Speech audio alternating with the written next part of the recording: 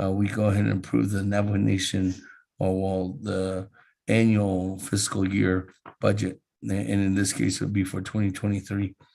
So this audit needs to be passed before we can go ahead and proceed to do that. And that's what we're here today to do.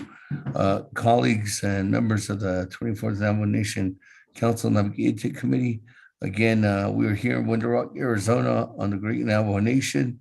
Today's date is Wednesday, August 24, 2022. Time now is 9:11 a.m. We do have a proposed agenda that was posted more than 24 hours in advance. Presiding is myself, Seth Damon, Speaker of the 24th Navajo Nation Council. Let's get a roll call and then we can go on down from there. Again, thank you, colleagues, for being online. Good morning, everyone. Beginning with Honorable Elmer Begay. Honorable Elmer Begay. Honorable Elmer Begay did not answer roll call. Honorable Kealan Begay Jr. Honorable Kealan Begay Jr. Honorable Kealan Begay Jr. did not answer roll call. Honorable Paul Begay Jr. Honorable Paul Begay. Honorable Paul Begay did not answer roll call. Honorable Nathaniel Brown. Delegate Brown, present. Dr. Eben. Honorable Nathaniel Brown answered roll call. Honorable Eugenia Charles Newton.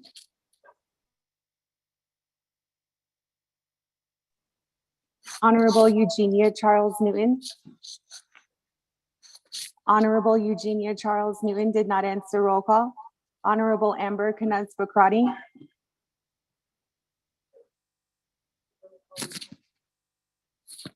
Honorable Amber Knez-Bakrati answered roll call via text.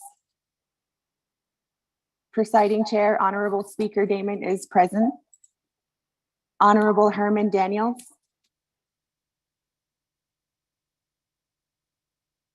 Honorable Herman Daniels. Honorable Herman Daniels did not answer roll call. Honorable Mark Freeland. Honorable Mark Freeland.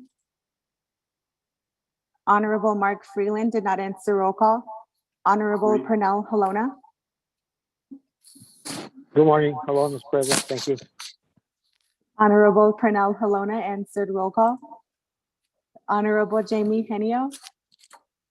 Good morning, Delegate Henio's present. Honorable Jamie Henio answered roll call. Honorable Vince James. Delegate James present. Honorable Vince James answered roll call. Honorable Rick Nez. Honorable Rick Nez. Honorable Rick Nez did not answer roll call. Honorable Carl Slater. Honorable Carl Slater. Honorable Carl Slater did not answer roll call. Honorable Raymond Smith Jr. Honorable Raymond Smith. Honorable Raymond Smith Jr. did not answer roll call. Honorable Wilson Stewart Jr. Honorable Wilson Stewart. Present. Honorable Wilson Stewart Jr. did not answer roll call. Honorable Raymond Smith Jr. answered roll call. Honorable Charlene So. Honorable Charlene So. Honorable Charlene So did not answer roll call. Honorable Daniel So. Honorable Daniel So. Honorable Daniel So did not answer roll call. Honorable Eugene So. Honorable Eugene So. Honorable Eugene So did not answer roll call. Honorable Otto So. I'm here. Present. Honorable Otto So answered. Roll call. Honorable Thomas Walker Jr. Good Honorable morning. I'm Thomas. present. Honorable Thomas Walker Jr. answered. Roll call. Honorable Edison Juanica. Here. Honorable Edison Juanica answered. Roll call. Honorable Edmund Yazi. Honorable Edmund Yazi. Honorable Edmund Yazi did not answer. Roll call. Honorable Jimmy Yellowhair. Honorable Jimmy Yellowhair. Honorable Jimmy Yellowhair did not answer. Roll call. Going back up. Honorable Elmer Begay. Honorable Elmer Begay. Honorable Elmer Begay did not answer. Roll call. Honorable Key Allen Begay Jr. Honorable Key Allen Begay Jr. Honorable Key Allen Begay Jr. did not answer. Roll call. Honorable Paul Begay is present. Honorable Eugenia Charles Newton. Honorable Eugenia Charles Newton. Honorable Eugenia Charles Newton did not answer. Roll call. Honorable Herman Daniels. Honorable Herman Daniels. Honorable Herman Daniels did not answer. Roll call. Honorable Mark Freeland. Honorable Mark Freeland. Honorable Mark Freeland did not answer. Roll call. Honorable Rick Nez. Honorable Rick Nez. Honorable Rick Nez did not answer. Roll call. Honorable Carl Slater. Honorable Carl Slater. Honorable Carl Slater did not answer. Roll call. Honorable Wilson Stewart Jr. Honorable Wilson Stewart Jr. Honorable Wilson Stewart Jr. did not answer. Roll call. Honorable Charlene So. I'm present. Honorable Charlene So answered. Roll call. Honorable Daniel So. Honorable Daniel So. Honorable Daniel So did not answer. Roll call. Honorable Eugene So. Honorable Eugene So. Honorable Eugene So did not answer. Roll call. Honorable Edmund Yazi. Honorable Edmund Yazi. Honorable Edmund Yazi did not answer. Roll call. Honorable Jimmy Yellowhair. Honorable Jimmy Yellowhair. Honorable Jimmy Yellowhair did not answer. Roll call. With that, Honorable Speaker, you have 12 delegates, including yourself, who answered. Roll call.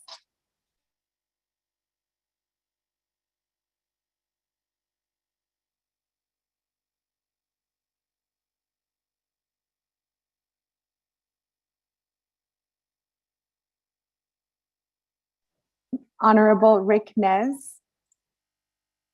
Delegate Rick Nez is present. Honorable Rick Nez answered. Roll call. With that, Honorable Speaker, you have 13 delegates, including yourself.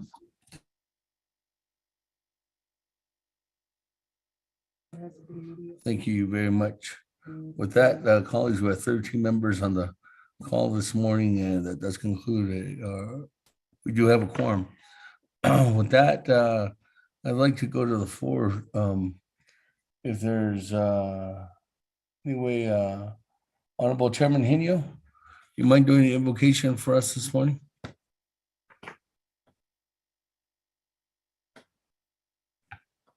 Good morning, Senator. Kudo, Speaker David, the Kudo Senator, 24th Nomination Council of Naabik'íyáti Committee, our staff, legislative branch staff. The Benishi Kudo this is the name of the Kudo John the Shwana Story Loni Kudo. In general, could all dig in the net. Make it no in your college to one of those AFT could in hard house in general, or I don't generally corner or asli bini biye. I don't call a nice card or coin. When that's a coin, he's not a honey block. Either not art a higgy. A back in any cado, but not a decon. The never have so coin hidden there. Or cotton everywhere, the down of sinner. Could I a yaba ain't not other but now I want to have case of. Could I a deep peso a yakudo. But I need she do, but in that he dog, not so that they need Kagi by another kid or the home. A yab and not a decom. A in hard house yado. Other than not a decom a didn't need easy but scared in nothing. In some cases, scared on your son. Other corn a d in not a need not at a gibbet scale. Hard in of sonic that not equal. Other than not a decom a crossing so which a deep in a down shape. Sasheni ka da DJ nanti bakago ni sa chiho khode in kha de shen ka na si kha kho a ki da ni tlo a do kho kha osteo a kho even na che ha wan de ni kha ho in kha da ya a don dia do ta ha wan de na di kha a de in kha chen do na ma sa ni na ni da ma sa ni che da te da ni to ke da te da kho da je da te kho a able kid honey te ya do te have other one night the carton journal shape cannot have any tino. I thought a could not deep in it on it to the Sundoko. Other than that, a decon asked for no cotton how did she kid at any can cut it like kid at other side corner the Honda and that can't cut Halia. Yeah, that's for kid not in die about the Halianco. I thought I could have wondered how night or cut the net cut the Nakaha house sogi. Even not a decoy kid honey take. I don't to leave in a jade and could see the hop. As is not gender, so sister, dog, or sleep of Bensa. As John either just not. I thought even a jade coat and could see. I don't know a code any car. I quiet and cut to the Sundoko. I don't could not only than Linigi at the state. But they're not only in Linigi, President Jonathan Nez, other Vice President Myron Lizer. A could a battles and never not ania legal. Ado could Hashkaja, Nahata, Hagi could Nima, Sister Hagi, Madam Chief Justice Joanne Jane, Jado, the Yak about the house here. I don't know 6 cases scout by the innocent of Nata. I don't be store. I don't lay at how he saw the partners at how he saw the artist or not on in the house. Could already had the Nahanda alcohol. I don't the Bevenant card and Linida. They got shipment card, the shipment card, the sniffle. But I don't old carbon and ado. I don't but half here, I do not only the law and say case of cop. I don't know a confront the Lishigi and that for struggle. A decree the she that is sober has so. But in the hand that is neon that and creature. And not have not that chicken. I don't know about here. Even that you have idea to this Sunday. I don't have him so say I could, but all these I double out to have seen the air not could thing in the net. I in general I feel touch at the Dottico. I don't know that call his show that did not say that he's in. Me now his show that did not. I don't hear not any show. But I in the case. Even that you could I who not sleep. Would you not sleep? Would you not sleep? Or would you not sleep? Yeah, not silly. Thank you very much for that wonderful invocation this morning, Chairman Henio, for that. Blessing the day, blessing the activities that we will have throughout the day today. So again, Kat, that colleagues, are here in the chambers. For the record, I do have Honorable Wanika and Honorable Paul Begay here with us as well, and the staff. Let's go on down to item number 2 on our agenda at this time, recognizing guests and visiting officials. Colleagues, is there any recognitions this morning?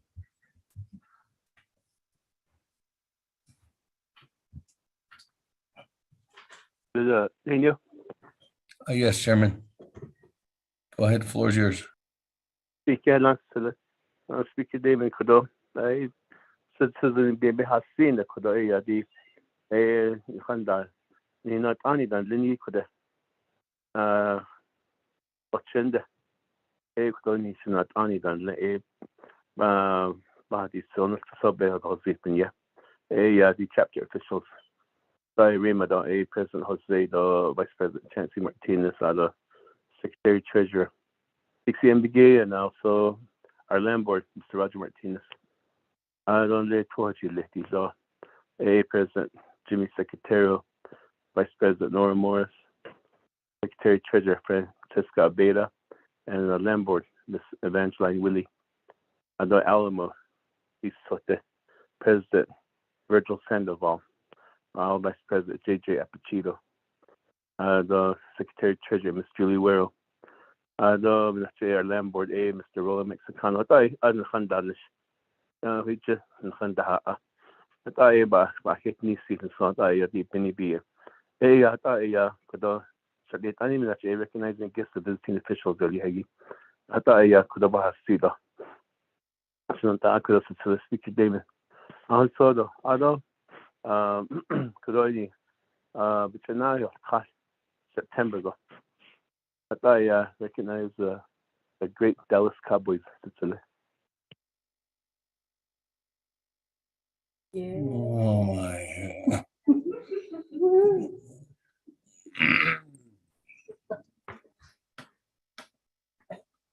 As we continue on here, is there any other persons that recognize guests and visiting officials this morning?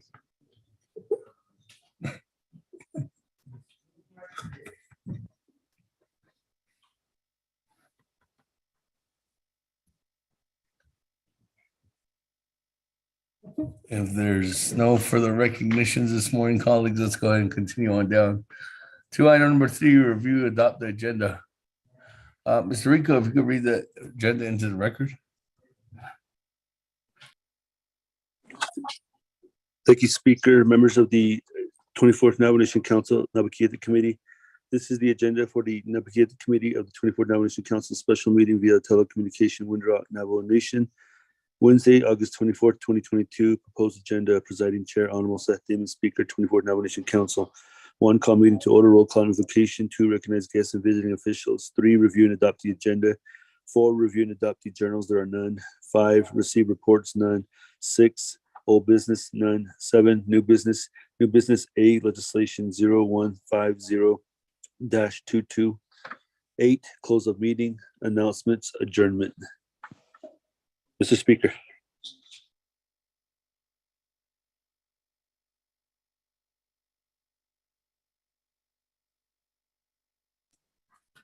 I thank you very much. Motion, Laura? That motion by Honorable Halona. Good morning, Honorable Halona. Is there a second? Second by Honorable Paul Begay. Colleagues, any comments, questions this time?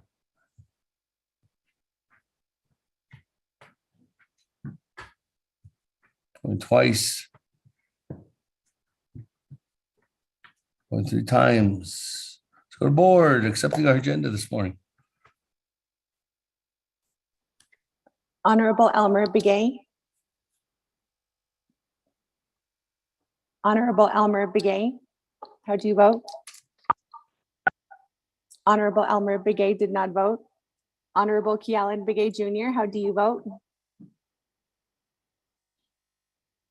Honorable Kealan Begay Jr.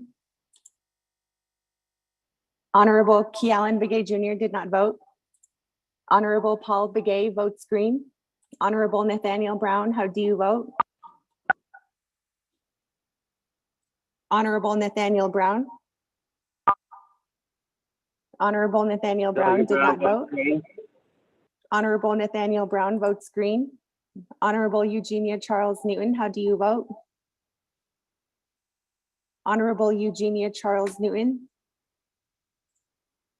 Honorable Eugenia Charles Newton did not vote. Honorable Amber Knez-Bakrati, how do you vote? Honorable Amber Knez-Bakrati. Honorable Amber Canes Bakrati did not vote. Honorable Amber Canes Bakrati votes green via text. Presiding Chair, Honorable Speaker Damon not voting. Honorable Herman Daniels, how do you vote? Honorable Herman Daniels. Honorable Herman Daniels did not vote. Honorable Mark Freeland, how do you vote? Honorable Mark Freeland. Honorable Mark Freeland did not vote. Honorable Pernell Halona, how do you vote? Vote green. Honorable Pernell Halona votes green. Honorable Jamie Henio, how do you vote? Any votes green? Honorable Jamie Henio votes green. Honorable Vince James, how do you vote? Honorable Vince James. Delegate James votes green.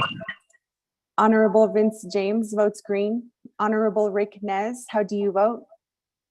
Delegate Rick Nez votes green.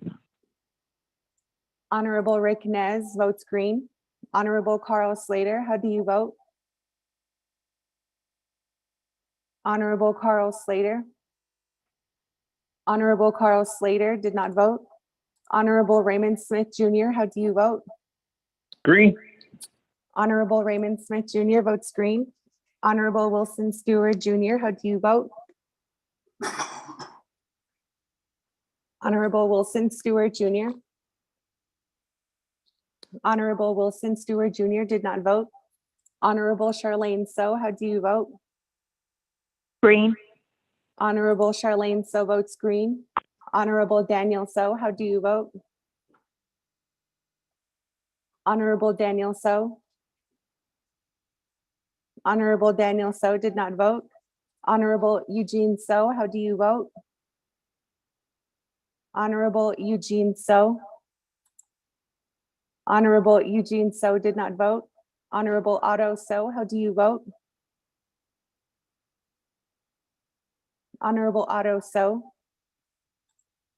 Honorable Otto So did not vote. Green. Honorable Otto So votes green. Honorable Thomas Walker Jr., how do you vote? Honorable Thomas Walker Jr. Honorable Thomas Walker Jr. did not vote. Honorable Thomas Walker Jr. votes green. Honorable Edison Wanika votes green. Honorable Edmund Yazi, how do you vote? Honorable Edmund Yazi. Honorable Edmund Yazi did not vote. Honorable Jimmy Yellowhair, how do you vote? Good morning, Delegate Yellowhair, votes green, thank you. Honorable Jimmy Yellowhair votes green. And going back up, Honorable Elmer Begay, how do you vote? Honorable Elmer Begay. Honorable Elmer Begay did not vote. Honorable Key Allen Begay Jr. Honorable Key Allen Begay Jr. Honorable Key Allen Begay Jr. did not vote. Honorable Eugenia Charles Newton, how do you vote? Honorable Eugenia Charles Newton. Honorable Eugenia Charles Newton did not vote. Honorable Herman Daniels, how do you vote? Honorable Herman Daniels. Honorable Herman Daniels did not vote. Honorable Mark Freeland, how do you vote? Good morning. Freeland votes green. Thank you. Honorable Mark Freeland votes green. Honorable Carl Slater, how do you vote? Honorable Carl Slater. Honorable Carl Slater did not vote. Honorable Wilson Stewart Jr. Honorable Wilson Stewart Jr., how do you vote? Honorable Wilson Stewart Jr. did not vote. Honorable Daniel So, how do you vote? Honorable Daniel So. Honorable Daniel So did not vote. Honorable Eugene So, how do you vote? Honorable Eugene So. Honorable Eugene So did not vote. Honorable Edmund Yazi. Honorable Edmund Yazi. Honorable Edmund Yazi did not vote. With that, Honorable Speaker, you have 14 delegates who voted in favor, 0 delegates who oppose, with presiding chair not voting.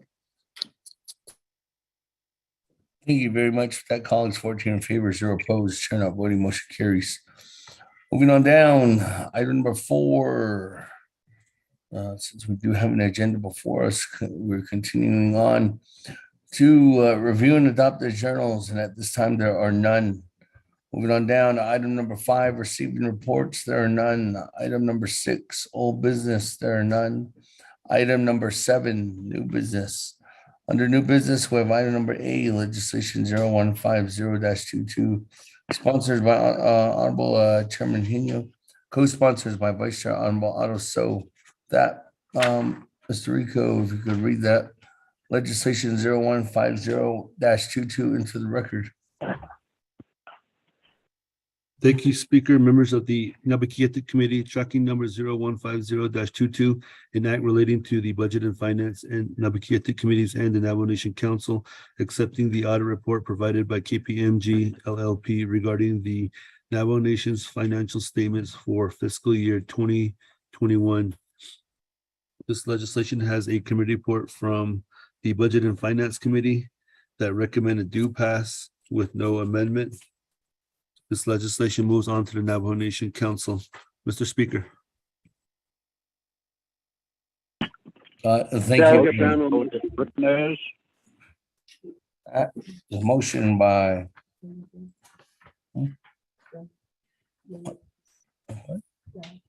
Honorable Nathaniel Brown, second by Honorable Chairman Rick Nez. Colleagues. As we do go forward, Chairman Hino, is there any comments, questions?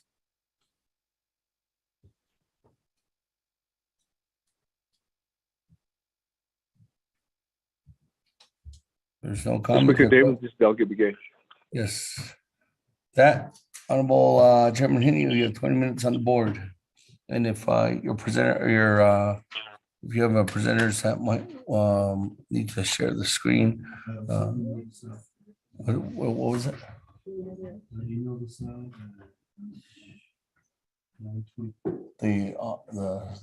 And there's a presentation that was sent out to colleagues at 9:20 a.m. What about Elmer Brigade? What did you have a question or?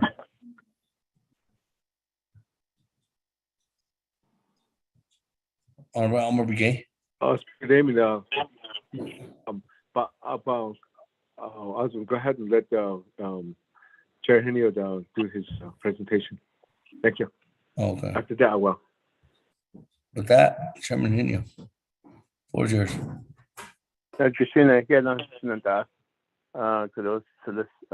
Speaker Damon, Chair of Naabik'íyáti Committee, Dr. 24th Navajo Nation Council. Legislation so the give us on Navajo Nation annual audit. Jay for not alia. Ni pesa atel for not as cado, not a need ido and the Hagoshin Chados indigi. Jay konas kako. Even at Jay the Padoba Nada Hoshi Zaho. 80 Navajo Nation annual audit of the Hagi. It's a big save source. The Kodon Navajo Nation comprehensive budget.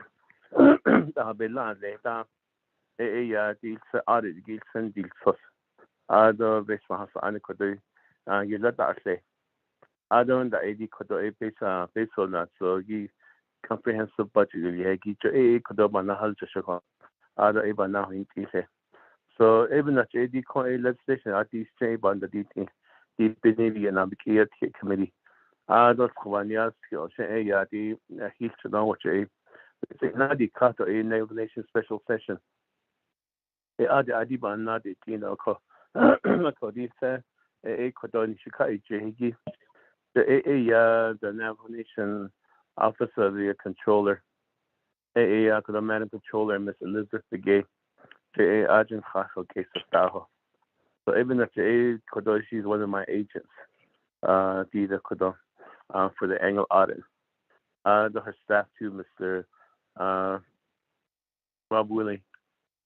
Double Khan Nadwa Aja.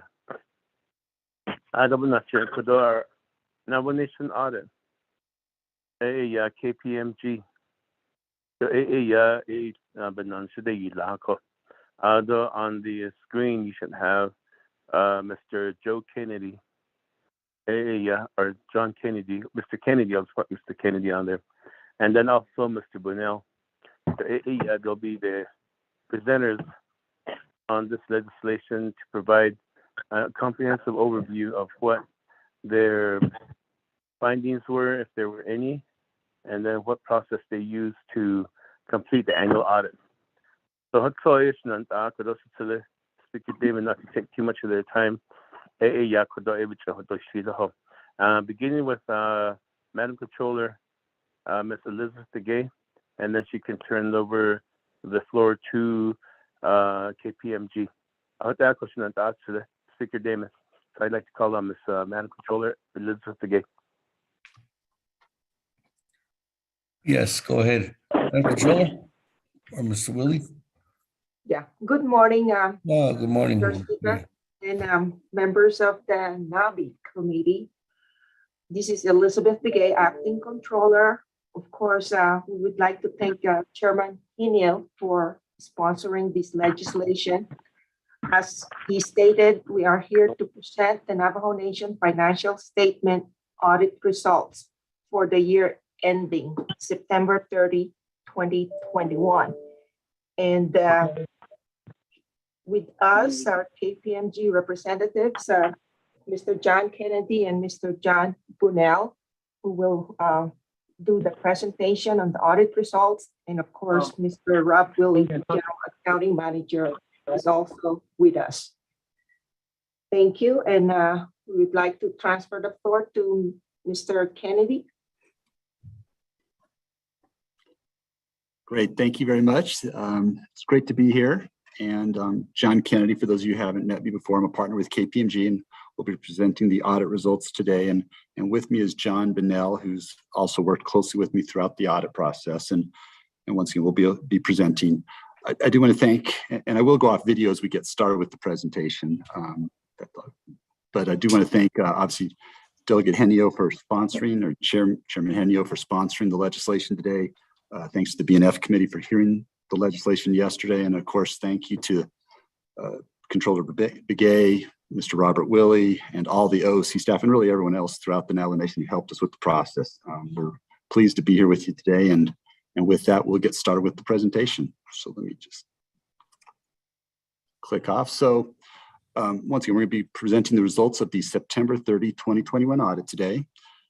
Please ask any questions at the end of the presentation should you have any, but I'm going to go ahead and walk through this, this document, which summarizes the results of the audit for this year. So slide 1, just summarizing the audit results. So this is the audit is complete. It's an issued document. There are no pending matters, no outstanding matters related to the audit. And so we are complete with the financial statement audit for September 30 of 2021. We do really 2 audits for you. One is the financial statement audit. One is the single audit. We're still completing the single audit, and the single audit is the audit of the grant programs, compliance elements of the grant programs. And so that should be completed in September. But once again, this is the financial statement audit, which is needed for the purpose of you're passing the budget, but also for the purpose of your bonds. And so this need to be completed first. As we sit today, as I said, it's complete. The audit was conducted in accordance with generally accepted auditing standards and government auditing standards. And so those are the professional standards that govern the work we do and how we conduct our work. And we'll talk a bit more about the audit opinion on slide 3. We also have a number of slides in here that will walk through we've summarized some of the financial information. There's a lot of numbers in the document, which we can certainly go into the document, but we find it easier a lot of times to just talk through certain charts and graphs that summarize that information. So we'll cover those in slides 5 to 14. They're also in the document, there are footnotes, and we've summarized 3 what we think are the more key footnotes, and we'll cover those on slides 16 to 18. And then lastly, we did have some findings relative to the audit and the results of some things that we identified throughout the process that we'll share with you on slide 20. So going on to the auditor's report. And so this is a summary of our auditor's report. And so a couple things that I do want to point out relative to our audit of the financial statements. We audit the tribal, we're on the government and central government in Window Rock and all the various parts of that government. We do not audit and have not been asked to audit the enterprises nor the chapters. So those are excluded from our audit. And it's quite normal relative to the way various governments conduct their audits that you engage someone to audit the government, the central government, which is what we do. But that does impact the opinion that we issue, which is down below. So our opinion, when we audit various elements of your financial statements. There's an adverse opinion you can see in the middle there, which I'm going to point out first. That just simply means that we have not audited the enterprises, and we have not included the enterprises in this financial statement. There's a standard opinion for that within the literature and the professional standards that assumes this is the case at times, and many other governments make the same decision. That is also the reason for the qualified opinion on the first item, governmental activities. Once again, your financial statements do not include certain results of the component units, which are the enterprises. So, but all the other opinions are unmodified, which is what you want. So in any event, that is the audit opinion. And I should say, going down to the middle part of the slide, this presentation on the discretely presented component units in this opinion has been this way for over 20 years. There's really no change to that. And it goes back to a decision made by the government many years ago that you would just have us audit just the central government and not the enterprises. The enterprises have their own standalone audits completed. And once again, many other governments make that same decision.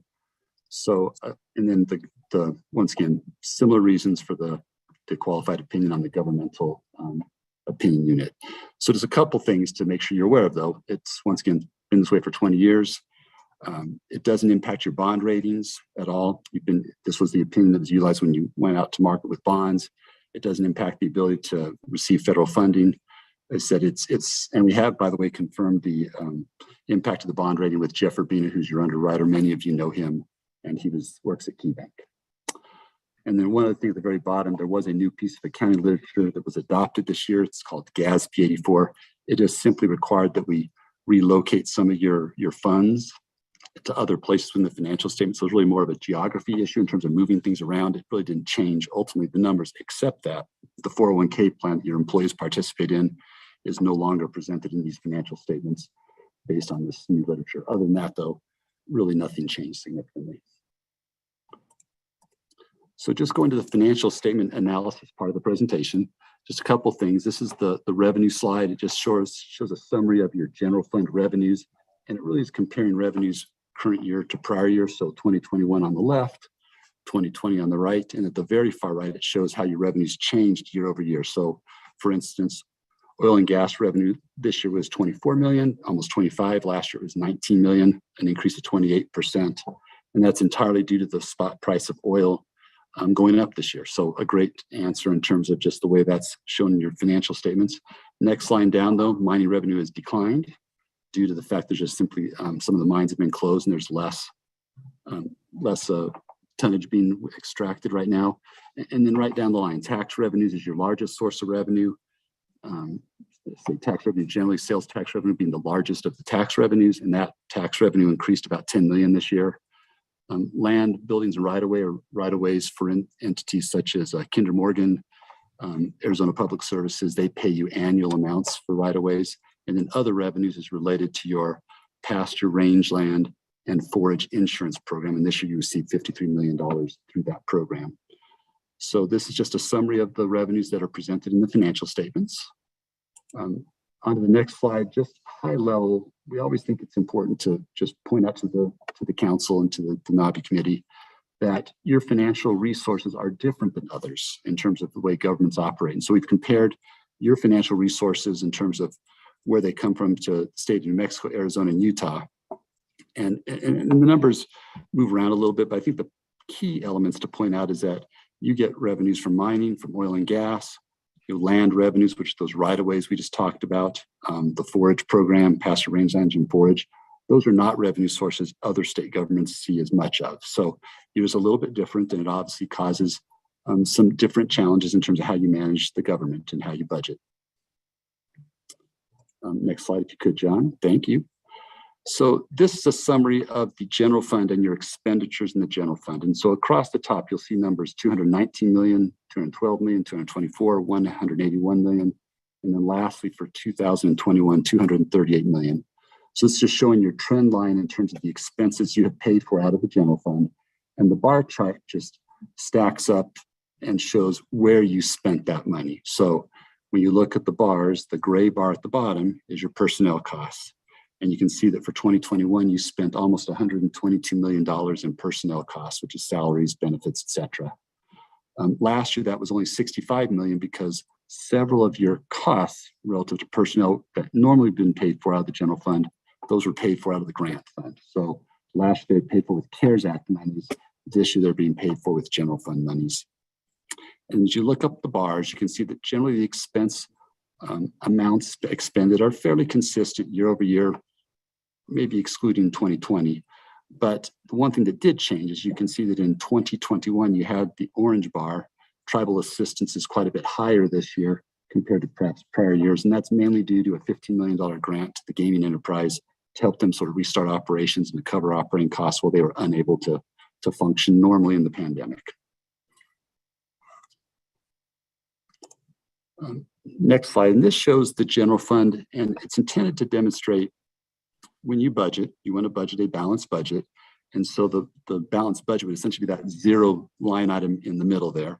So when you have bars, lines below the zero, that suggests that you overspent the budget, that your expenses exceeded revenues.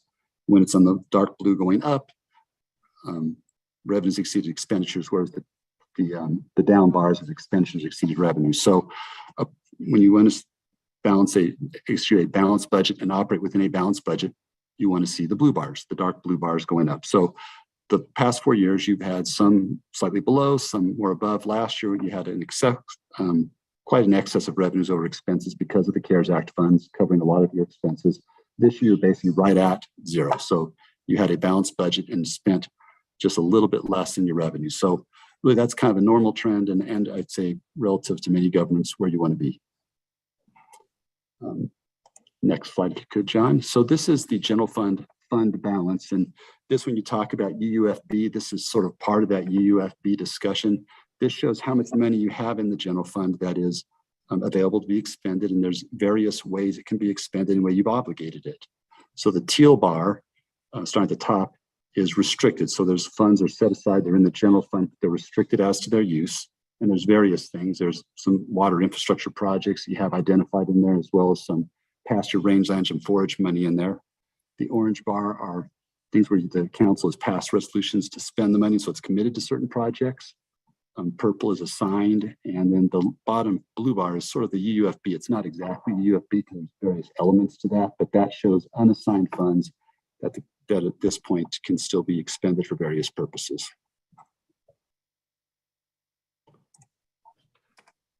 So going to the next slide, this is just a quick graphical presentation of the Sahasan fund, what's in there, how much money's in there. And so it's at this point, it's about $700 million. That's the dark blue bar. The teal and purple bar show you how much revenue you received this year and how much you've expended. So revenues have continued to go up because you had a really strong stock market the last couple of years. And but you've expended about $50 million out of the Sahasan fund this year. Next slide. So this is the grant fund. So shifting to a different fund, showing you really what you have in the way of grant fund and dollars you have them where you've expended them. So the blue bar, which says revenues, is also equal to expenses. This shows you what your expense trend line has been. And you can see in 2021, you more than doubled the amount of expenditures in that fund. So it went up from 450 million to over $900 million of expenditures. And that's really due to the CARES Act funds being expended. The teal bar shows how much money you've received from the federal government that you have yet to spend. So in the past or last year, you had maybe about $1.2 million of unexpended monies. That's the teal bar. This year, it's up to 2.8 billion. I'm sorry, I said million. That was billion. This year, it's up to $2.8 billion. That's mainly because you received Arpa funds in the amount of 2.1 billion that you have, at least as of this date, not spent. So those funds are available to you to spend. I know you're working on it. You are spending them, but as of this date, they had not yet been spent. Just high level permanent fund activity. This just shows really how your permanent fund has performed in the market. And it's been, as we said, an up market. So your investments have done very well. And so for this year, you had an appreciation on your investments in that fund of almost $440 million. So really a great year.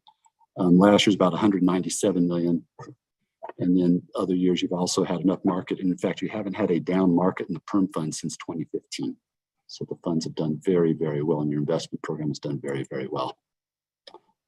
I just want to confirm, am I limited to 20 minutes, Mr. Speaker? Mr. Kennedy and Chairman Hino, you have 3 minutes left. And at that time, if there's, if you're needing additional time, I'll turn back to you, Chairman. And if you request that time, well, then I'll go to the floor and see if there's any opposition to that. So, Mr. Kennedy, you have 3 minutes still. Okay, well, I'm going to skip then a couple slides. So, John, can you please skip to the significant footnotes? And let's go to the note receivable slide. So just very quickly, this is a summary of the notes receivables with the gaming enterprise. So these are the amounts of funds that the gaming enterprise owes to the Navajo Nation. As of September 30, 2021, it's $197 million. And you can see here the funds that have loaned those monies to the gaming enterprise. The largest being the permanent fund and the second largest being the land acquisition fund. You can see the payment history on those notes down at the bottom there. So we can see that they were declining as they were paying off the notes through 17, 18, 19, and 20. During the pandemic, as you know, there's a forbearance agreement and no amounts been paid on those notes. And there's $14 million looking in the box of accrued interest in connection with that forbearance agreement as of today. So that's money that they have at this point owe you, but they haven't paid in accordance with that forbearance agreement. Next slide, just a pension plan. Wanted to point out that your pension plan has shifted from where you had a net pension liability for many years due to the great performance in the stock market. And this is really the third row on that top table. It is now flipped to where it's a net pension asset, which means the monies you've set aside to pay benefits exceed the actual amounts of that you owe to your employees at this stage. So you're in a net asset position. And look at the very bottom table, you're in the top quartile in terms of funding relative to your pension plan. So your pension plan is very healthy compared to many governments right now. And then the last slide, which I know I'm running out of time, relates to the findings from the audit. And so when we conduct an audit, we will identify potential control weaknesses relative to the financial statements. We look at just your financial results, not the operations, but the finances. And we did identify some audit adjustments under statements of revenue, which we have identified as a weakness, and we can talk to those more specifically in the Q&A section. We also have, we know there was an overstatement of allocations of general fund monies to other funds. And so that over allocation resulted in an adjustment on our part to push some monies back to the general fund. And then there are also some classification misstatements between cash and investments that we adjusted. And those led to these three particular findings that we have identified here. And I think with that, I'll stop because I think I'm probably right at time, Mr. Speaker.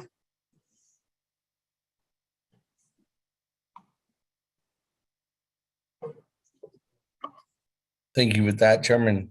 So I can conclude your presentation. You have 27 seconds left. Yeah, not to the Speaker Damon, Chair Naabik'íyáti. And then we stand for questions. If there are any questions, I'll defer back to my agents. Okay, thank you. That, colleagues, at this time, let me go ahead and go back to the floor as Ms. Kennedy has presented the audit on behalf of with Chairman Hino. We do have a motion and we do have a second. So let's go ahead and go to Honorable Elmer Begay. Good morning. Floor is yours.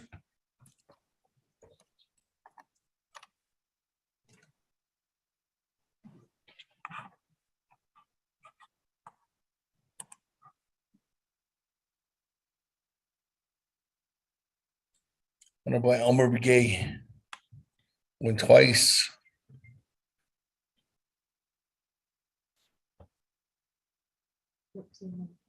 Elmer Begay going 3 times. Right, colleagues, I don't have anybody else in the queue at this time. Is there any other further comments or questions? Delegate Daniel So. Good morning, Chairman. Floor is yours, Chairman. Hey, Daniel Chairman. So. Oh, Sahasan and Thai. Ado, Shikato Sidney and to all the staff. Mr. Kennedy, in doing the audit, we see you're back to do the audit. And my question really also goes to the folks within OOC and the Auditor General office. I've become aware that several chapters don't have certain buildings listed on their fixed asset inventory. And in this particular balance sheet that you presented, it appears to the fixed assets, there's the appearance of an understatement. And for me, I've really become, number one, when they're not listed on the inventory, they're not covered by insurance. And if there's damage to those buildings, or if there's a fire, insurance doesn't cover it. And that's a real big concern. And how do we,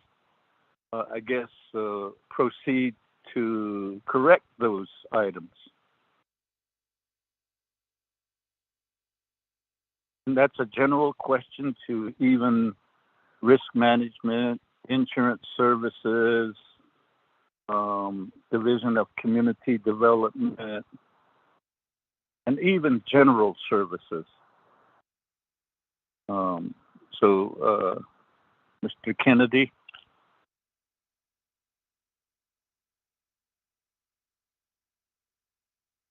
Speaker, back to you. thank you very much. With that, colleagues, any other further comments or questions at this time? Speaker Kevin. Yes, good morning, Honorable KLBA. Floor is yours. Chairman, Speaker, good morning. Mr. Kennedy, could you please provide a specific audit if there needs to be extracted information about the updated and maybe the past 2 years of the Veterans Trust Fund? Has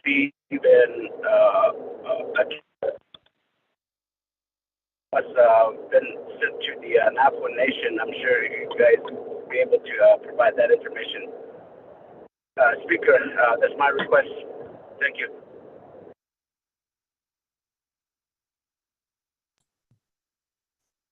Thank you. Honorable KLBA, I hope Chairman Henio and Mr. Kennedy heard that. Background noise, it was hard to hear. But let me turn the floor back over to Chairman Henio.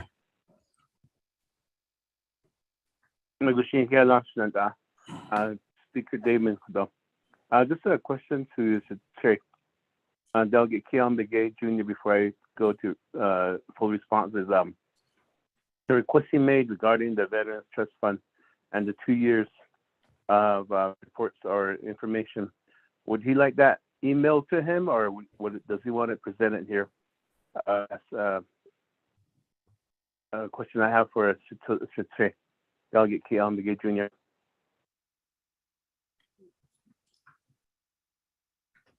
Honorable Keon. Speaker, good morning. Mr. Henio. Yes, I'd like to always say that I need to share these information with the local chapter. For this specific request, I will be sharing that with my 5-chapter veterans organization. Thank you. Honorable Kim Begay,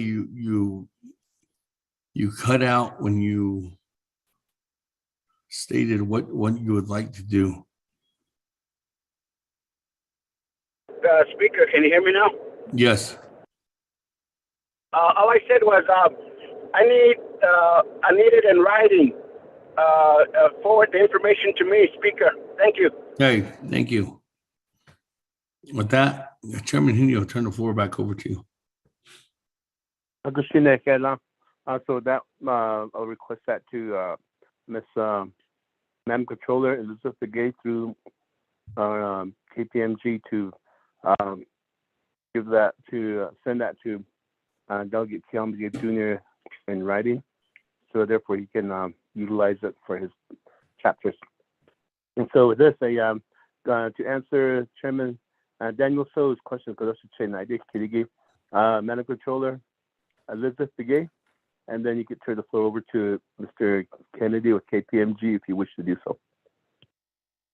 Yes, thank you, Chair Henio, on that question regarding the chapter buildings. There was a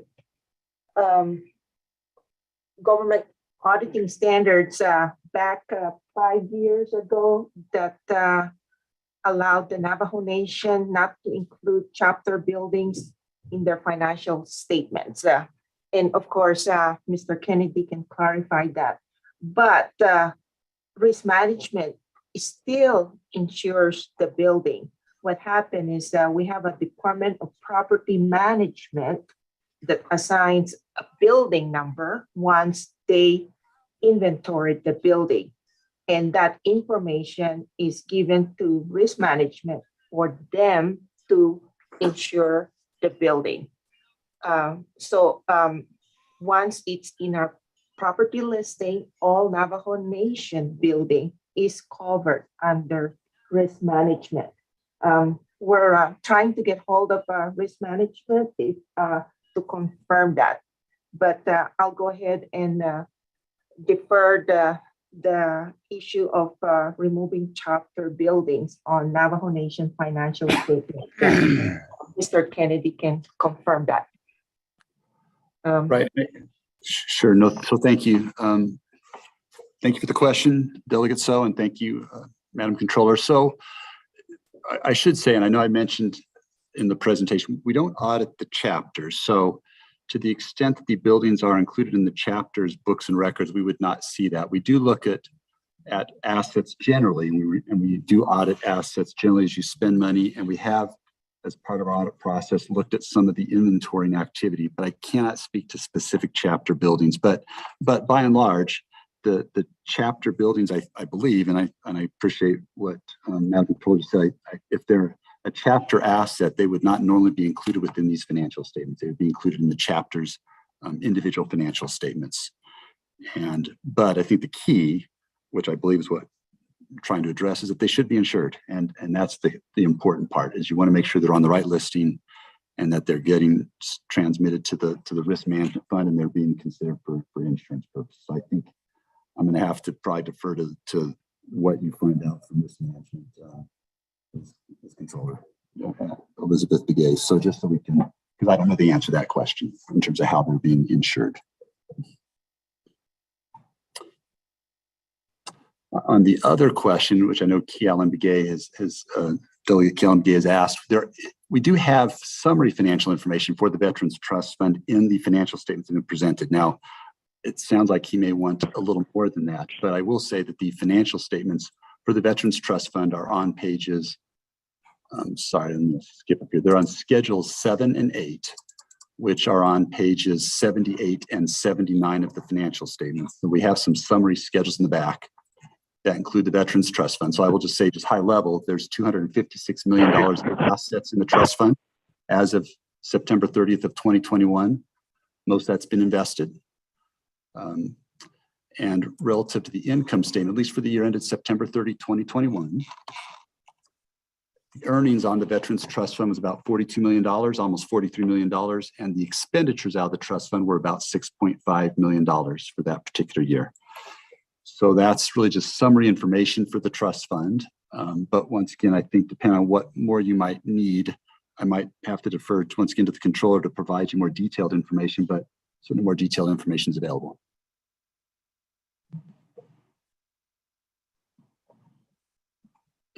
And I think with that, I will, would you like to add anything to that, Ms. Controller? No, I believe we responded to the questions, Chair Hinian or Mr. Speaker. Madam Controller, let's thank again Mr. and KPMG for responding, and also the requested financial information on the Veterans Trust Fund for the past 2 years to be emailed to him. So with that, so the Speaker Damon, for the Chair, I'm not going to defer back to you.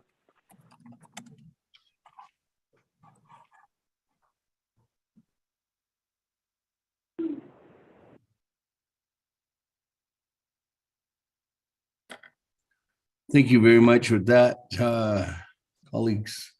At this time, we go back to the floor. Are there any other further comments or questions for Chairman or Mr. Kennedy at this time? I don't have anybody in the queue.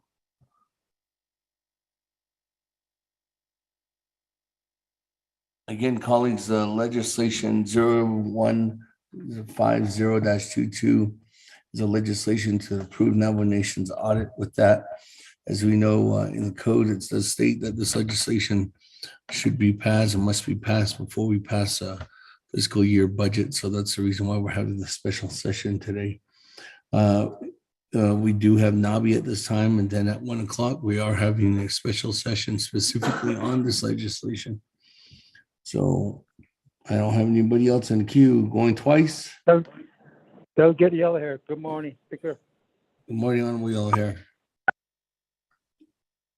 Are you checking in, or are you wanting to ask a question?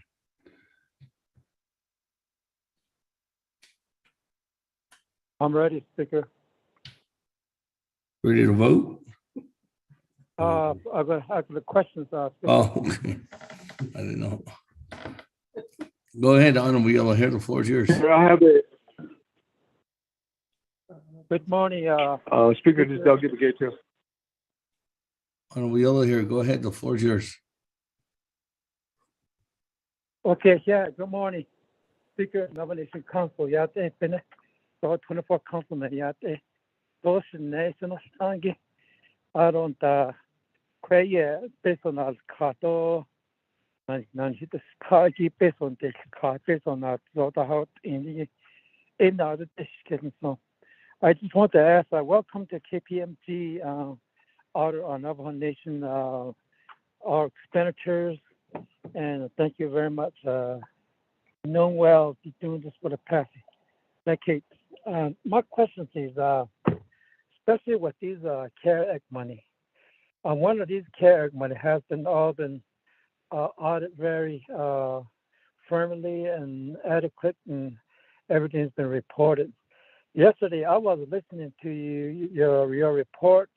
You said there was 2 years ago was not, some of the expenditure was not reported, and finally it's been reported this coming year. And I just wondered that, I'm kind of curious about it. If I hear right yesterday, and I was going to make my comments on it yesterday, but my phone was dropped anyway. But that's my concern. Is everything audited a year ago, something, or was never been reported to the Navajo Nation, especially these federal funding, CARE Act money, and then American Rescue Plan Act money? I wonder if everything's been reported by a controller, acting controller, very adequate for you to audit the whole book, and especially federal funds. That's very important. And then is there any delay? Any delay was not reported by acting controller too. That goes to controller. And we need a good book and a good audit from you, KPMG. Thank you, Mr. Kennedy, and your team. That's my my questions, Speaker. Yeah.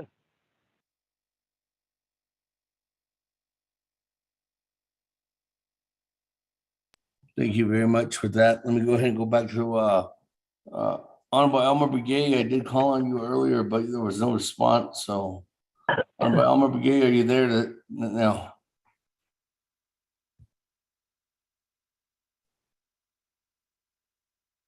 Honorable Elmer Brigay going twice. Can you hear me? Yes. Floor is yours, Honorable Elmer Brigay. Okay. Yeah, I've been muted again. So, thank you, Speaker. Other than the Chair Henio, thanks for the legislation and to KPMG. I know that there's probably that was already made regarding the way the experience we had with the Navajo Nation regarding the pandemic and the economic crisis that were going on, the inflation, but we kind of noticed that just by the lumber prices and costs are going a little bit back down right now.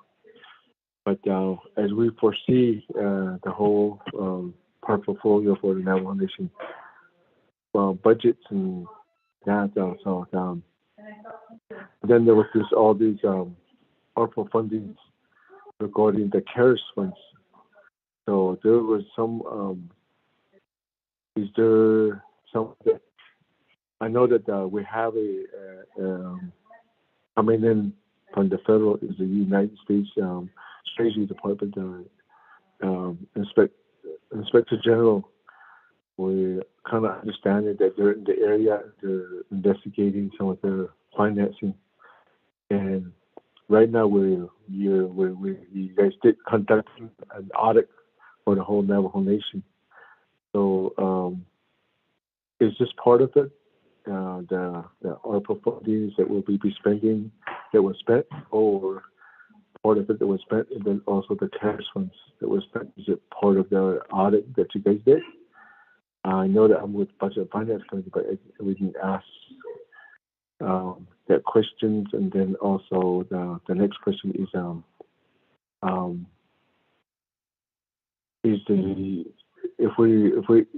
if the CARES funds is involved in it, and then the ARPA fund is involved in it, is the United States Treasury Inspector General will be going through your audits, and are you guys going to be working with it? Okay. And just be,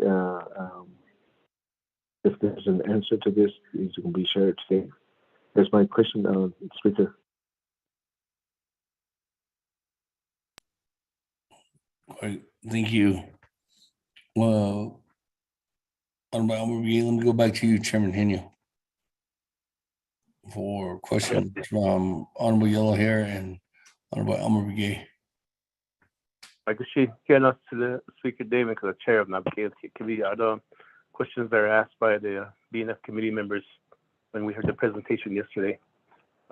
With this, let's move forward to Madam Controller. Elizabeth Gay, then you can move on to refer to Mr. Kennedy or Mr. Gunnell with KPMG. Yes, thank you, Chair Henio. Regarding Delegate Yellow Hair question about whether the CARES Act fund money was audited and reported, I'll defer the response to Mr. Kennedy. And regarding Delegate Bigay's question about, of course, the audit on the CARES in the ARPA and the right now the Inspector General. With the Inspector General, they're doing a desk review of the CARES, and we are providing the documentation being requested by Inspector General. They're not done with their desk review, so we don't know what findings they have. but we are cooperating with the Inspector General. With regards to the CARES audit, of course, I'll defer that to Mr. Kennedy, as well as the ARPA audit. Mr. Kennedy? Yes, no, thank you very much. So in response to Delegate Yellowhair's question, maybe I'll first mention we did discuss yesterday with the Budget and Finance Committee that we had identified some audit differences. And those adjustments are actually driving some of the findings that we discussed relative to material weaknesses and significant deficiencies that were on the last slide of the presentation. But those items we identified were primarily understatements of revenue, at least relative to, I think, the specific question. We did not identify any matters, at least we presented yesterday, relative to understatement of expenses in the CARES Act funds. So we did not see that. But I want to make sure, go more broadly, and this really goes to Delegate Begay's question as well, is we did audit the CARES Act funds for this year that were spent, and there was a significant amount spent this year, somewhere in the $500+ million range. And so as part of, there's really, as I mentioned, two audits. We do a financial statement audit. As part of that process, we did go through and we looked at all the expenses. We use statistical software, but we pull samples from all of those expenses. We then look at the underlying support to make sure the support seems to support, one, that the expense was appropriate in terms of the support, but also is allowable in terms of the grant terms. And we're doing the same thing in the single audit. So the single audit is still pending. I will say there could be some findings relative to the CARES Act expenditures when we present the single audit results, but that is still in process, should be finished up over the next 2 or 3 weeks. So we are auditing the CARES Act funds. We are in fact making sure that it appears based on our sampling methodologies they were appropriately spent. But as to the ARPA funds, you've received the money as of September 30th, 2021. I think I mentioned you had a couple $2 billion on your books related to that, but you had not spent any of that money yet. So as of today, we have not conducted any audit procedures over ARPA expenditures because those are going to be spent starting in fiscal year 2022, which will be the subject of our next audit. And I think maybe relative to the treasurer's audit, I think I'm going to go ahead and, I think Ms. Begay has a much better handle on that. So I'm not going to respond necessarily to that because that really is more of a direct interaction between the federal government and you. But I will say as part of our audit process, we look at those kinds of audits just to make sure we understand what the federal government is looking at. And if they have any concerns, we obviously consider those relative to how we design our audit approach. And I think with that, I'll pass back to Chairman Henny, if that's okay. Yep. Chairman, floor is yours.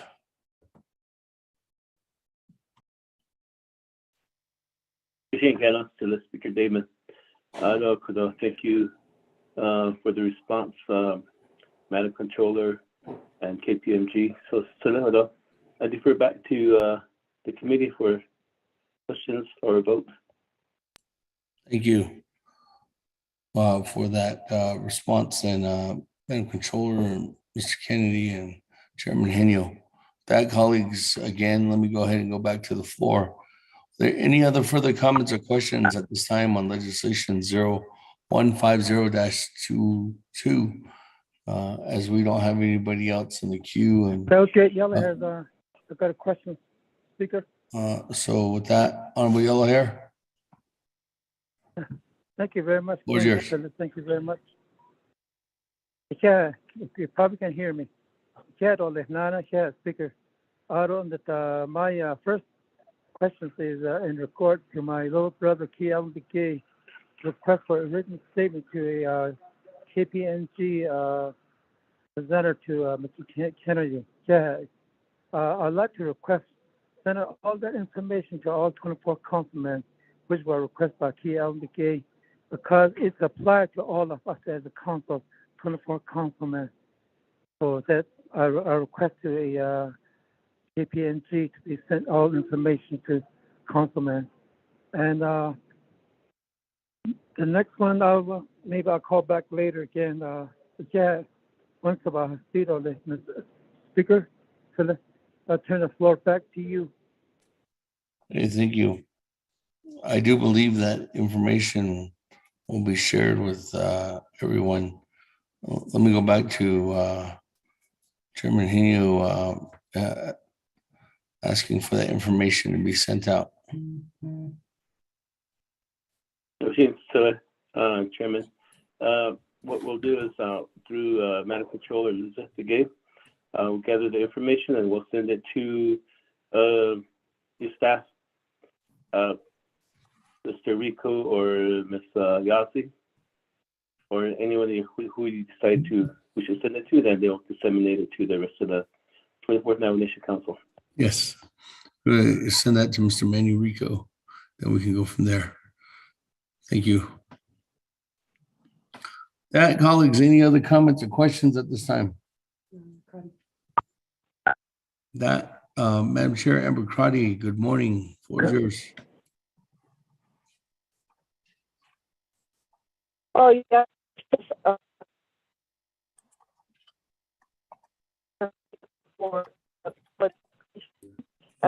Madam Chair Crotty, we can't, you're breaking up really bad.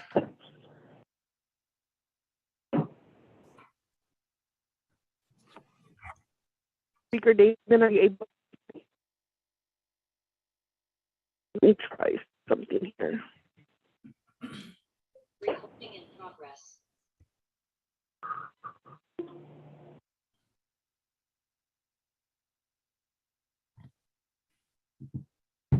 Madam Chair, Amber Crotty, we are unable to hear you at this time. Speaker Damon, is this clear? Yes, it's better. Okay, thank you, Speaker Damon. Online. So, our broadband issue continues to be an issue. So we can't hear that our people have vital communication. Speaker of Citizen Line, if you can hear, I wanted to thank you and the committee, Chairman Penio for this legislation as agents. My question is regarding in the thread of chapters not being part of the audit. We discussed Nation Enterprises, but chapters are part of. Chair Crotty, we cannot hear you. Okay. I apologize. Chair Crotty, if you want to text your question in.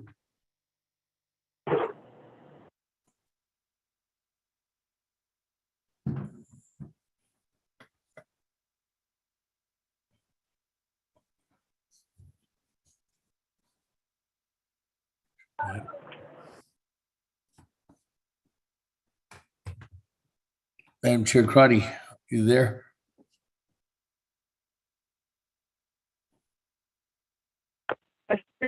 Delegate.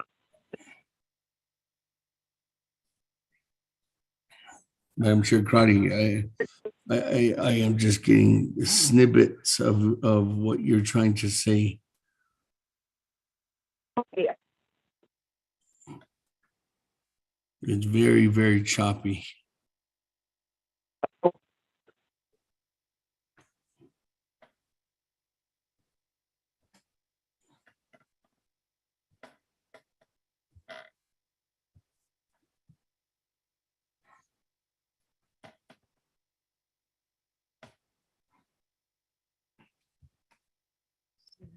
Why are chapters not part of the audit? That's what it said.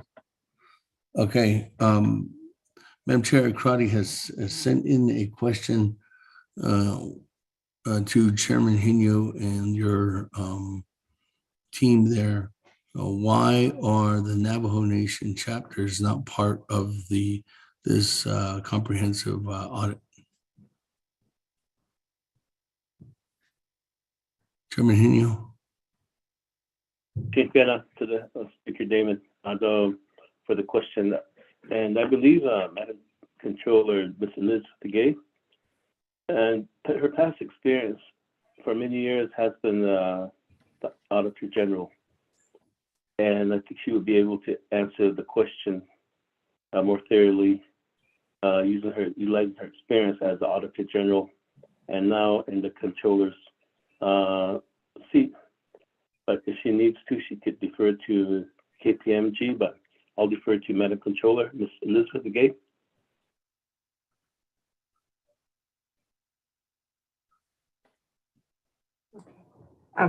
Thank you, Chair Henio and Mr. Speaker and Delegate Crotty. The question is why the chapter is not part of the audit. And because back in 5 years ago or more than that, when the Local Governance Act was enacted by the council, the intent is for the chapter to be more independent, local empowerment to the chapter. That's why chapters applied for LGA certification. Once they're certified, they are required to get their own financial statement audit. And for those that's not certified, it was agreed at that time that they will not part of the Navajo Nation financial statement audit. And that happened over 5 or more years ago. But for the chapters that's LGA certified, they are required to submit their financial statement audit to the Office of the Auditor General. And that's part of the requirement under the law, under the LGA. And so there's 45 chapters that are now certified, LGA certified. And I do not have information if all the 45 certified chapters are in compliance with that requirement that they get their own financial statement audit. It's the Office of the Auditor General that monitors compliance of those LGA certified chapters. And for the non-LGA certified chapters, the Office of the Auditor General is working with those chapters to get them certified. Chairman Henio, Mr. Speaker, that's my response. Thank you very much for that response there. Actually, let me go back to you, Chairman Henio. Does that conclude your response? Speaker Damon, that concludes my response. Great. With that, colleagues, at this time, I don't have anybody else in the queue. Are there any other further comments or questions on legislation 0150-22? Honorable Yellow Hair, good morning. The floor is yours. Oh, thank you again to the chair. On behalf of the 24 councilmen, thank you very much. Also, KPMG, Mr. Kennedy, thank you for audit. This very important money that's benefit to the Navajo Nation and a proper step. But my concern is it's an internal problem we have.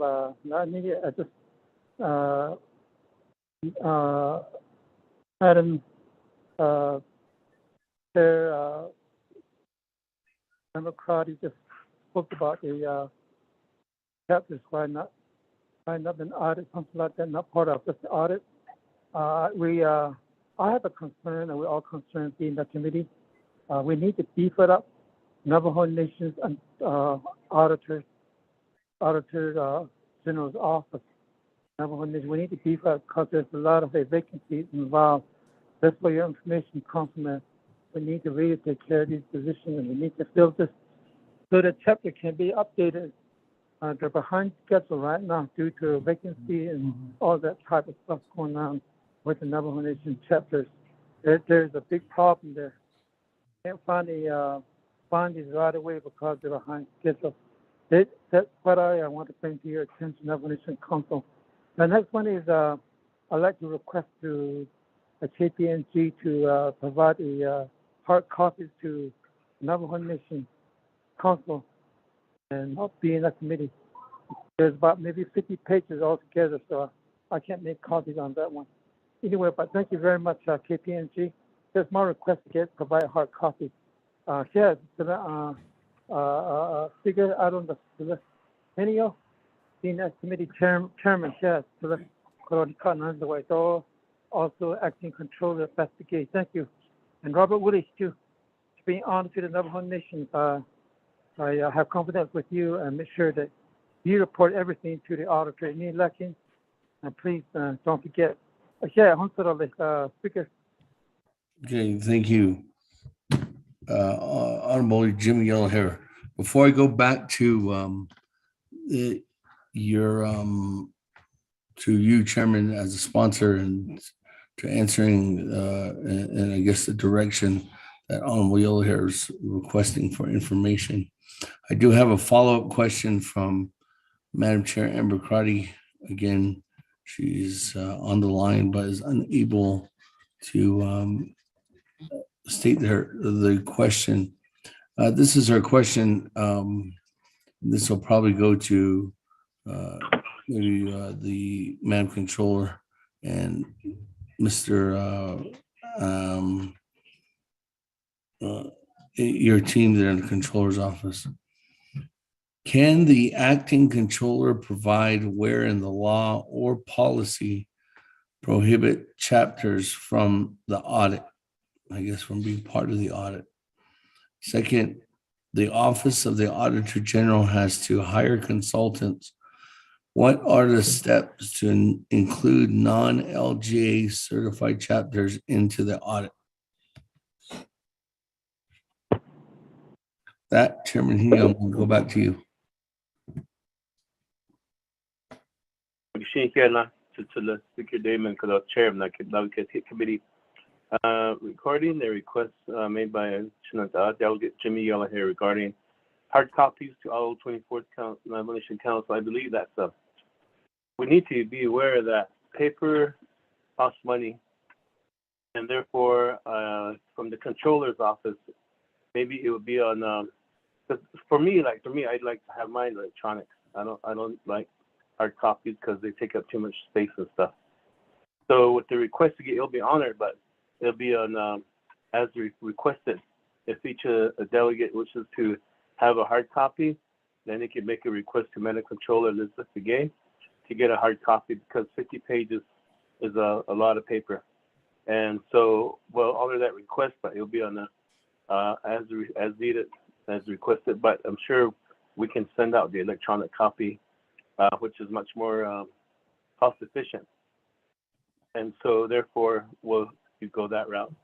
As far as the chapters not being part of the audit and we're in the law, I believe that would be best answered by Navajo Nation Department of Justice, mostly notably Mr. Roderick Begay, as he is the chapter unit, and I'm sure he would provide a better, clear answer as far as we're in the law in Title 26 or any place in the code. It states the chapters are not part of the audit. So if Madam Controller or not Madam Controller, Madam Attorney General Dorian McPaul is listening in, maybe he could call upon Mr. Roger Begay to best answer that question.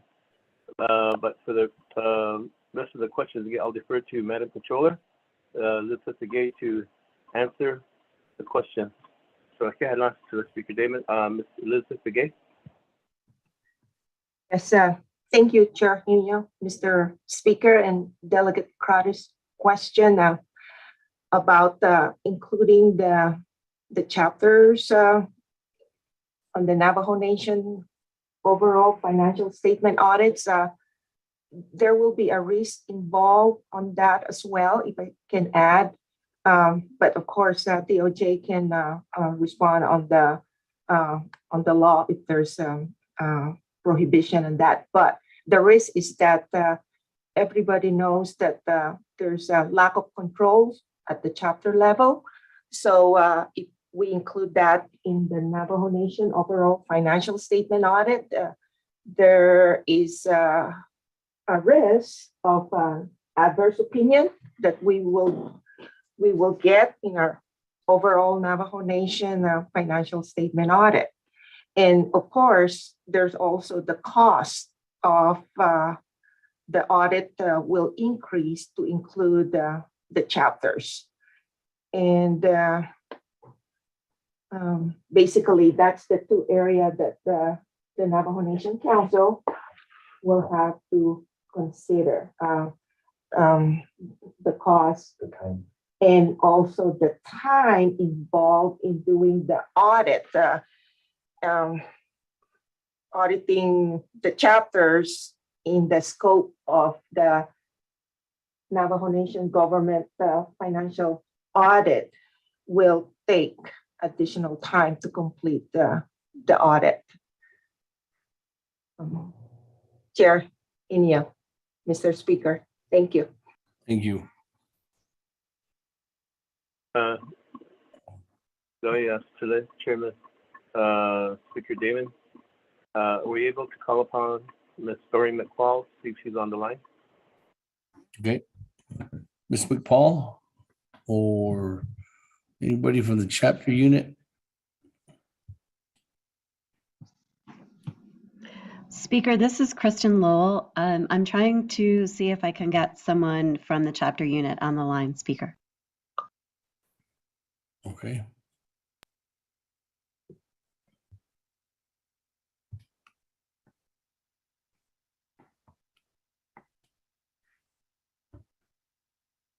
If you can't, Ms. Lowell, if you can't get anybody to answer that question from Department of Justice right now, this legislation is coming back at lunch, after lunchtime at 1 o'clock.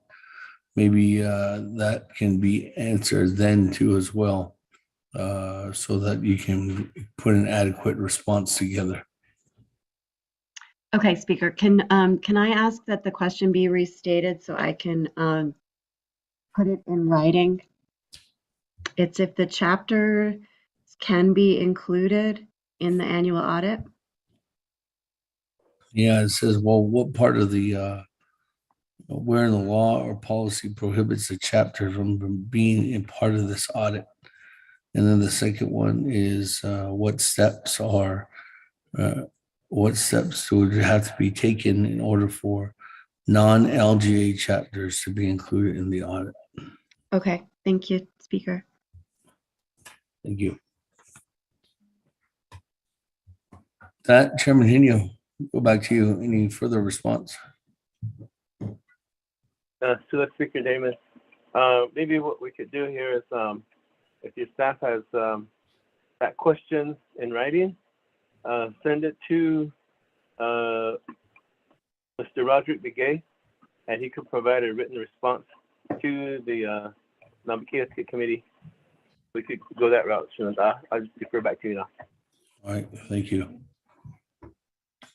Speaker, follow up, Delegate Daniel So. Okay, let me go to Honorable Otto So, then Honorable Chairman Daniel So at this time. Honorable Otto So, where's yours? Thank you very much, Mr. Speaker. My question is, Madam Chair Crotty has brought up an important factor, and I think it is true. Where in the law does it indicate that chapters are not included? I would indicate that if it was a certified chapter, and yes, that is true, because the local control, the local governance, that's what the chapter, the local governance was for, to get every chapter certified. But today, only 45, 46 chapters are certified. What about the rest of the, what is it, 150, 54 chapters? And what I'm getting to is that what happens if the chapters are not certified? And I believe that it was the idea of former President Albert Hill, late President Albert Hill, so that the local control could be done locally not for them. And right now, the 150 some odd chapters that's not certified, 54 chapters, how do we hold them responsible for not getting compliance with certified chapters? Because you have majority of the chapters not even abiding by Title 26, having the minimum requirement of 1,000 people living within the chapter area. It goes by population, I believe, not by registered voters. And you have communities that don't meet that 1,000 people threshold. So what I'm getting to, Speaker, is that I think that we really need to have another discussion pertaining to this matter, because Madam McCarty is absolutely right. You have chapters out there that are not certified, but the nation is providing these services for them. And bottom line is that those are the nation's dollars that we infuse to them.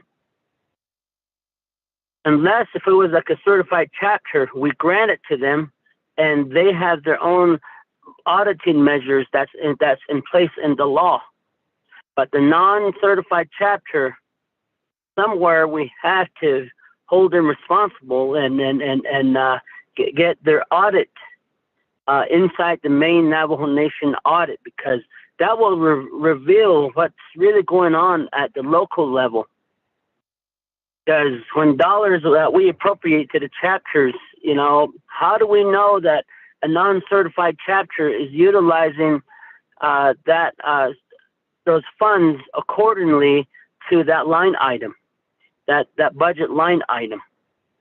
And it's just a general statement and comment, but we have to have a dialogue, and I think we should include somewhere down the road the Community Development Division Director, Dr. Pearlie Elliman, and also Department of Justice Chapter Unit staff to look at this and how could we try to put it into the law. Because right now, the way I see it, Title to non-certified chapters, the Navajo Nation still does the majority of the work for them. Because they're not certified. Even this is some of my recommendations, but I can't. I don't need a. Thank you. On mute.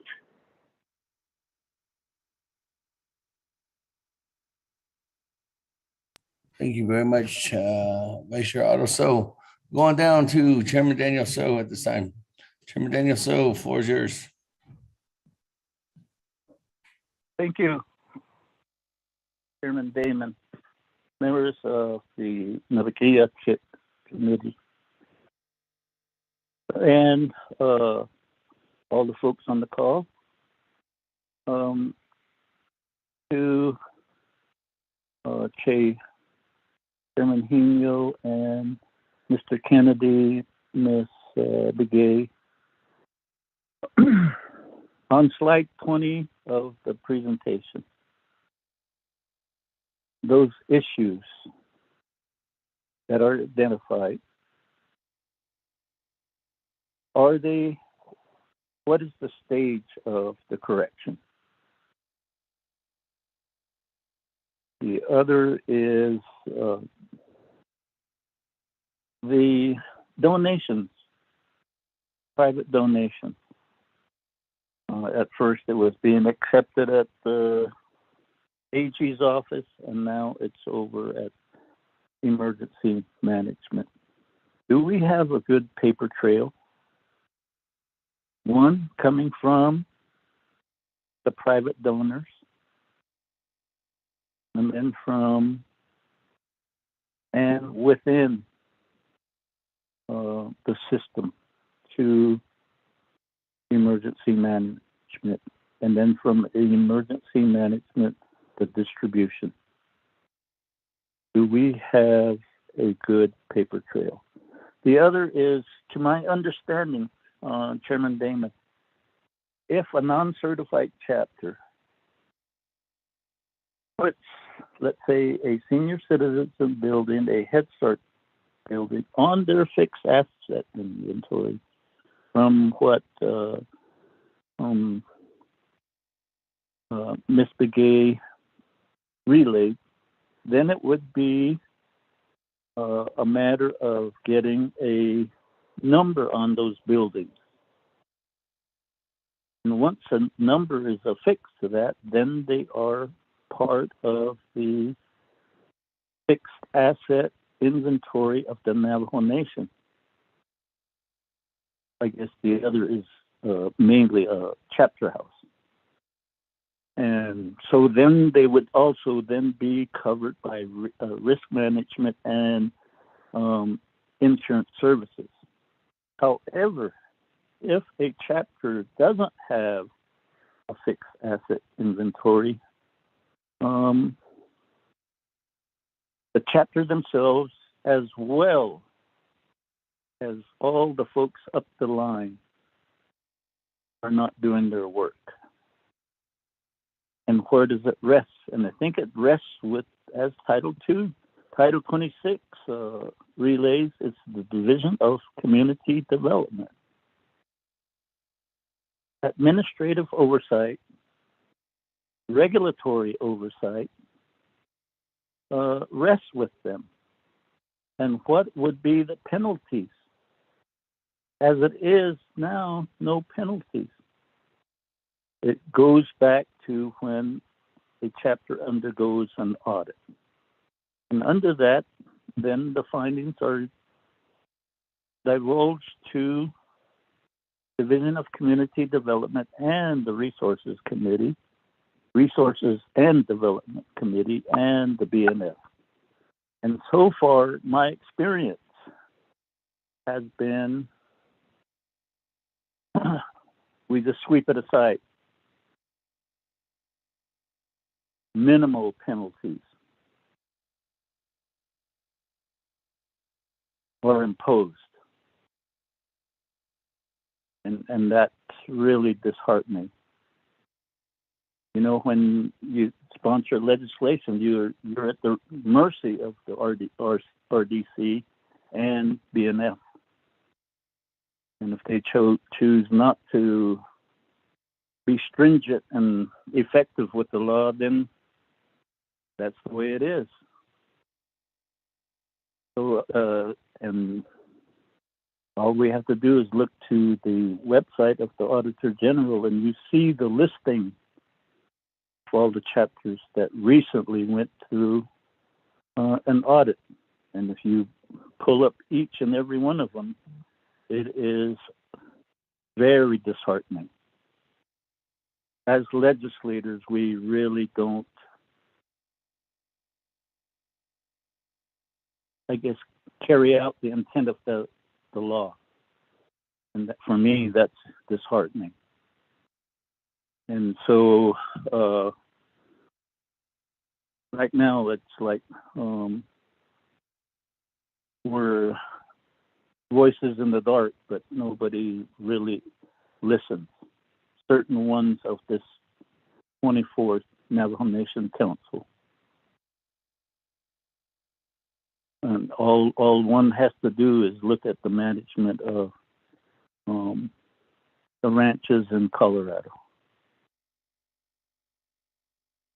They were supposed to be self-sustaining, and what are we doing? We passed legislation almost unanimously to fund that ranch, bail them out again. So those are some things that really is disheartening. With that, members of the 24th Naabik'íyáti Committee and Chairman Hino and Chairman Damon, I yield the floor back. Thank you.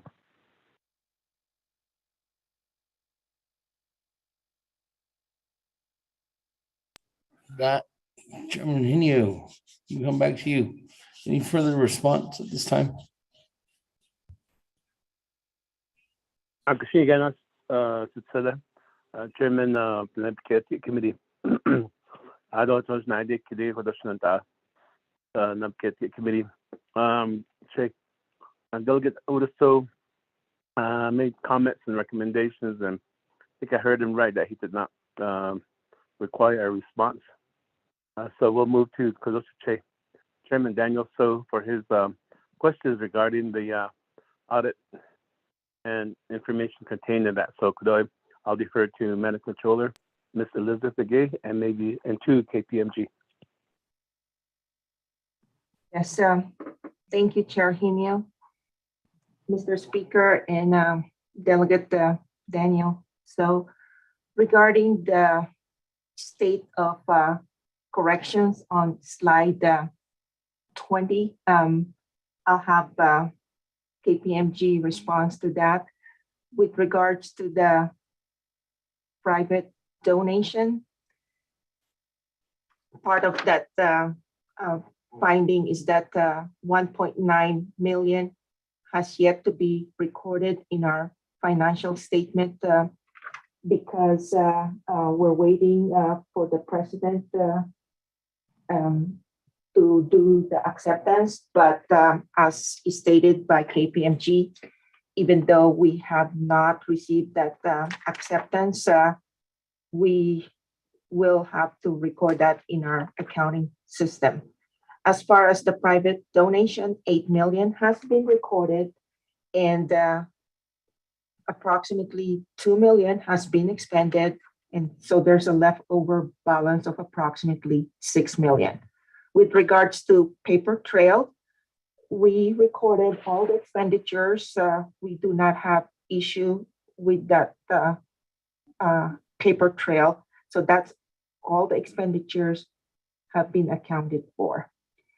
And with regards to the issue on the building, the chapter buildings, as I stated earlier, we have a Department of Personnel or Property Management that issued the building number once they are notified of a building that was recently purchased by the chapters. And once a building is assigned, it gets submitted to risk management as well as insurance for coverage. So, we will confirm that with the Director of Risk Management, the process of how they do the insurance for the chapter buildings.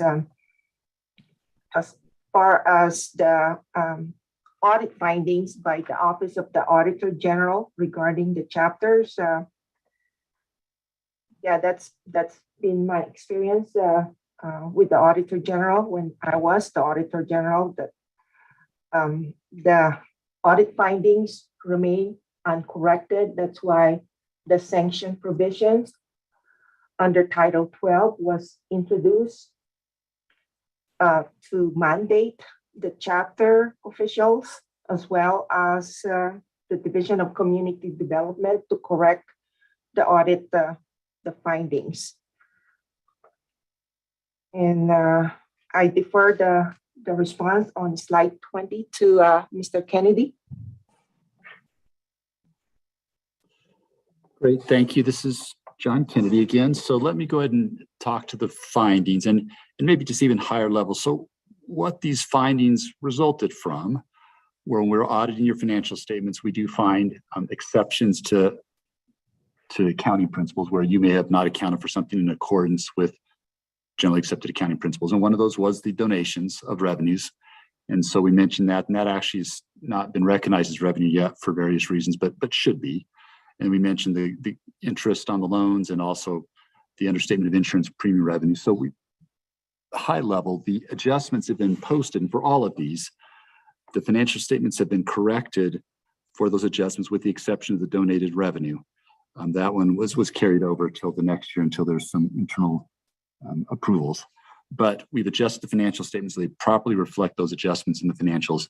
From a correction standpoint, we were talking to your team. We know they're working through the fixes now. We would expect they would probably be fixed by the end of October, And as connected with our audit, we will go back and we'll audit those adjustments and those changes and the fixes that have been put in place to make sure that, in fact, management and the Navajo Nation has corrected those items such they don't carry forward to the next year's audit. But if we found an exception again, we would report it to you again. But as we know right now, there are solutions being worked on, and we'll audit those solutions when we audit 2022 financial statements.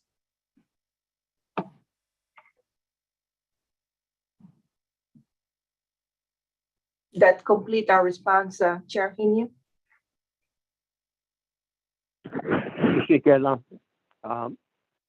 For the response, Auditor Tillis, Speaker Damon, Chairman, I defer back to you. Oh, thank you very much, Chairman Henio and Mr. Kennedy and Ms. Begay for that response. Let me go back to the floor. I do have Madam Chair Charles Newton in the queue. Good morning, Madam Chair. The floor is yours at this time.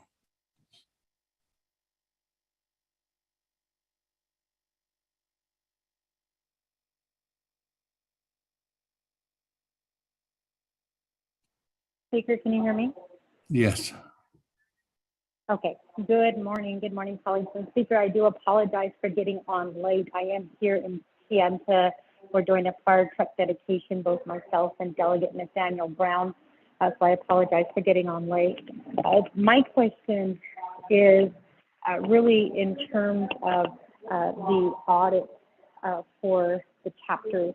I'm also really concerned, and I've voiced this concern so many times. I've spoken to other delegates.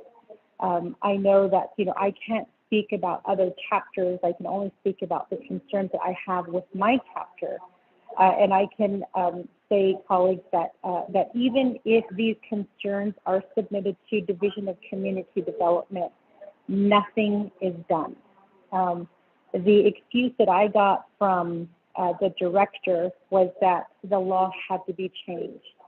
So I offered to sponsor legislation to change the laws, but I was told that they have to get permission from RDC in order to change the laws, which I'd never heard of.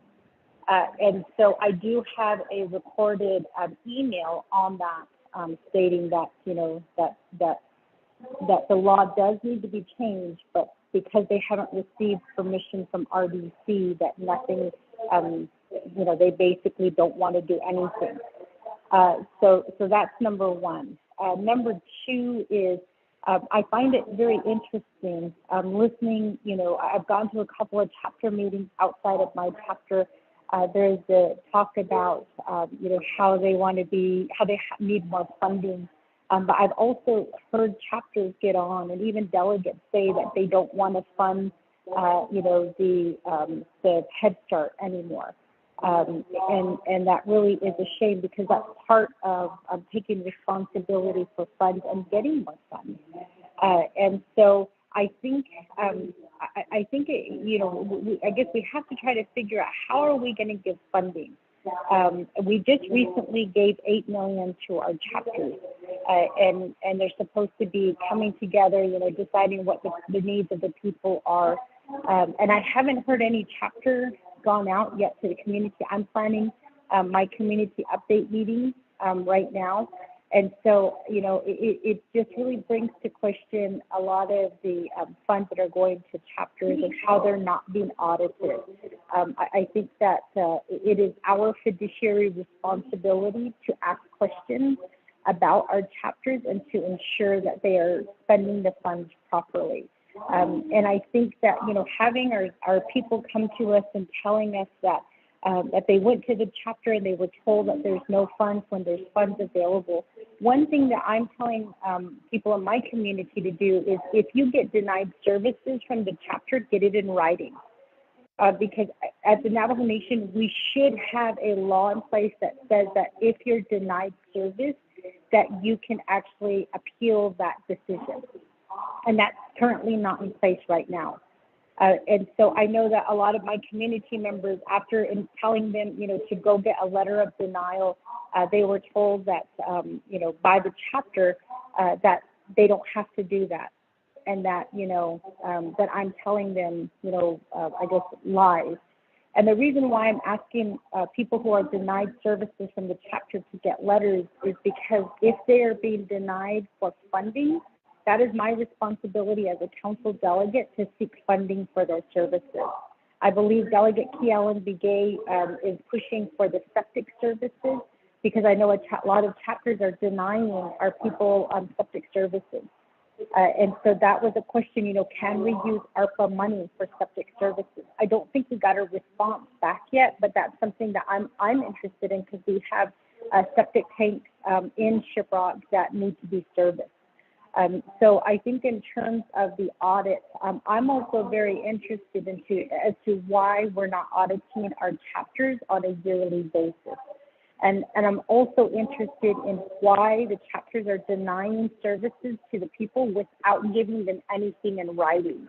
I think it would be great if I could see a letter from my constituents saying that they were denied services from the chapter and the reason for it, so that as a delegate, perhaps it's a change in the law, perhaps it's finding more funding for constituents.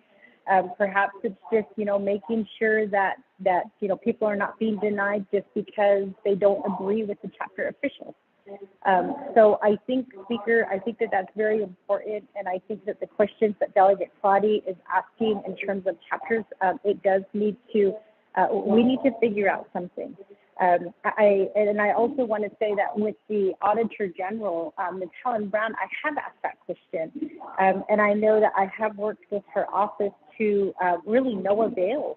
If anything, it seems like nothing is being done. Concerns are being submitted, but nothing is being done. And, perhaps it's a change that has to happen to the law that Law and Order Committee has to address. But without being told, what all the concerns are out there, we can't change the law. So I feel like we're kind of just going around chasing our tails, trying to figure out, why our people are not getting the services that they need, and then also making sure that chapters are accountable, chapter officials are accountable. How do we do that? And I want to end by saying that Delegate Otto Still, I remember, asked a question at that time to the DOJ Attorney Roderick Begay, asking him, where do chapters fit in? And from my understanding, we were told that they don't, that there's really no control over them. So if we don't have control, if council doesn't have control of chapters and we're giving them money, then technically aren't we violating our fiduciary duty, knowing that they're not being accountable, but we're giving them money? It just doesn't make sense. And I think that we need to figure that out before, something happens, or before, we get accused of not being, not holding up our fiduciary responsibility, Speaker. Because, at the end of the day, this is the people's money, and we need to figure out a way to be accountable, with the audit, be accountable with what's happening every time we give funding, whether it's to a chapter, to a division, to a department, to a nonprofit. We need to make sure that we are tracking those funds and that they're being used accordingly. So I want to end with that, Speaker, and just put in my 2 cents to say that at this point, I believe that Division of Community Development and DOJ is aware of what the laws that need to be changed, but nothing has come out. Nothing has come out, and it's really a shame that in the end, it's the people who are suffering as a result of just no communication and refusing to address those issues. Thank you, Speaker. Thank you.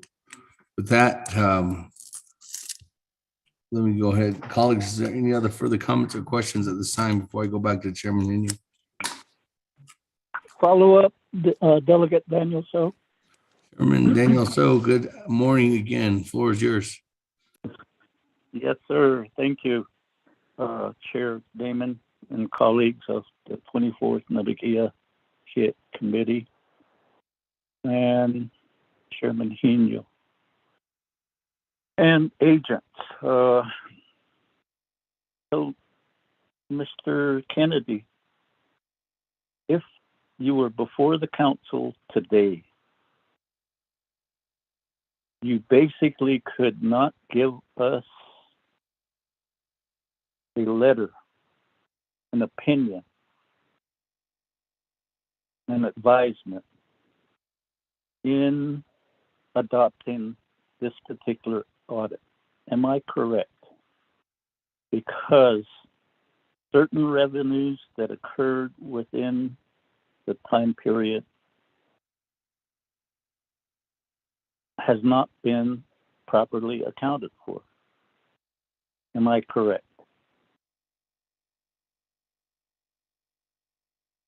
Speaker Damon, that would be my question. Thank you. To Chairman Damon. Chairman Hinu, excuse me.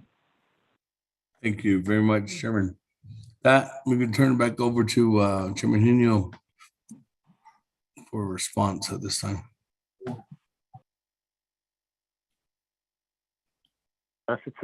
Speaker Damon, Chairman of the Naabik'íyáti Committee. Comments, basically, regarding the chapter governments and their audits and the lack of it. So kudos to the Speaker Damon, through your staff. Maybe what we could do is set up a work session to really talk this out with the Auditor General's office, the Navajo Nation Department of Justice, and Division of Community Development, and come to a conclusion, and the Office of Controller, and come to a conclusion of how the chapter audit should be handled. And so therefore, we could have a better picture of the financial controls of the nation when it comes to the local government. So I could, I'm hearing that, so to the Speaker Damon, that'd be my request to address this issue even further. And so today we're talking about the Navajo Nation Comprehensive Audit. So we're moving towards talking about chapter governments, and I believe we could go that route and find a solution as we go through the work session and the questions that we have so far. As far as Chairman Daniel, so regarding a qualified opinion or unqualified opinion regarding the comprehensive audit, I defer that to Madam Controller, Ms. Elizabeth DeGay, to KPMG. Yes, thank you, Chair Hinu. Regarding Chair Daniel, those questions, I'll defer the response to Mr. Kennedy on his opinion. Mr. Kennedy? No, that sounds great. Thank you. And thank you for the question. So I believe the question is, can we issue an audit opinion, or have we? Can we issue an audit opinion? We know there's inaccuracies in the financial statements, and the answer is yes. And I should say we've actually already issued our audit opinion and said the financial statements fairly present. So maybe taking a step back, at a high level, we audit the financial statements and we set materiality levels and we look at it, but we know that every set of financial statements, yours and anyone else's, is not exactly right, but we're trying to say that they are fairly presented is the term, but essentially to a user of the financial statements, when they look at those financials, they would get the proper understanding of your records and your financial records. And we believe that is absolutely the case with these financial statements. They fairly present, and a user of the financial statements would fairly be able to interpret those statements and make appropriate decisions regarding your financial statements. And so we've issued an opinion that says that. And so, but we do know, and we present to you because we're required to do so, any adjustments that we've identified that were not corrected, and we share those with you, but we share those with you so that you're aware of them, but we don't, but we also indicate that we don't believe they would change a user of the financial statements opinion relative to your financials. And that's what we've shared with the Budget and Finance Committee yesterday, and I would say the same here. So we can certainly explore that further if you would like, but at this point, we are very comfortable that your financial statements are fairly presented, and users of those financial statements can fairly interpret and understand the Navajo Nation's financial results for the year ended September 30, 2021. So I think I'll stop there. But we appreciate very much the question. Thank you very much. Well, let me turn for Follow up, Speaker. Chairman Henio, does that conclude your response at this time? So that, Speaker Damon, that completes our response. Okay. Back to you, Chair. All right. Thank you, Chairman, and thank you, Mr. Kennedy. That I think I heard from Chairman Daniel Stowe that there's a follow-up question. Speaker Freeland, can you put me in the queue? Thank you. We'll get Daniel. So thank you, Speaker. And Chair Henio and Controller Begay, Mr. Kennedy. Based on this audit that you're asking the committee and the council to accept, how, if any, would it affect the bond rating and actual credit rating? If it will have any effect, what would your anticipation be based on what you presented as far as the misstatement? Okay, back to you, Chairman Henio and Chairman Damon. Thank you. Thank you very much. With that, before I go back to you for that response, Chairman Henio, to you and your team, I do have Honorable Freeland in the queue. Honorable Freeland, let me turn the floor over to you at this time. If you have a question, and then I'll go ahead and go back to Chairman Henio. Honorable Freeland, good afternoon or good morning, still midday. Good morning, Speaker. Still morning. Agustina, colleagues and staff, good morning. Honorable Henio and Madam Controller and the team at KPMG. Thank you for this update and this report. My question really pertains to the audit as well. And, you know, with I did have a meeting with my 8 regional chapters yesterday on rights of ways in regards to ARPA. But when some questions came up related to dealing with preparation for January for the state of New Mexico, and we're fortunate to have that relationship and giving capital outlay money from the state of New Mexico for our chapters. And our chapters are very keen and prepared for January. One requirement that the state of New Mexico does require is the submission of a single federal annual audit. Now, my question is, does this same audit, is it the same, does it coincide with that request from the state of New Mexico? Is it the same audit, basically? These are requirements through the IGA. These are requirements from, of course, the state in order for us to get capital outlay and TIF money. So this audit, does it mirror what the requirements are from the state of New Mexico? That's my question. Thank you, Chairman.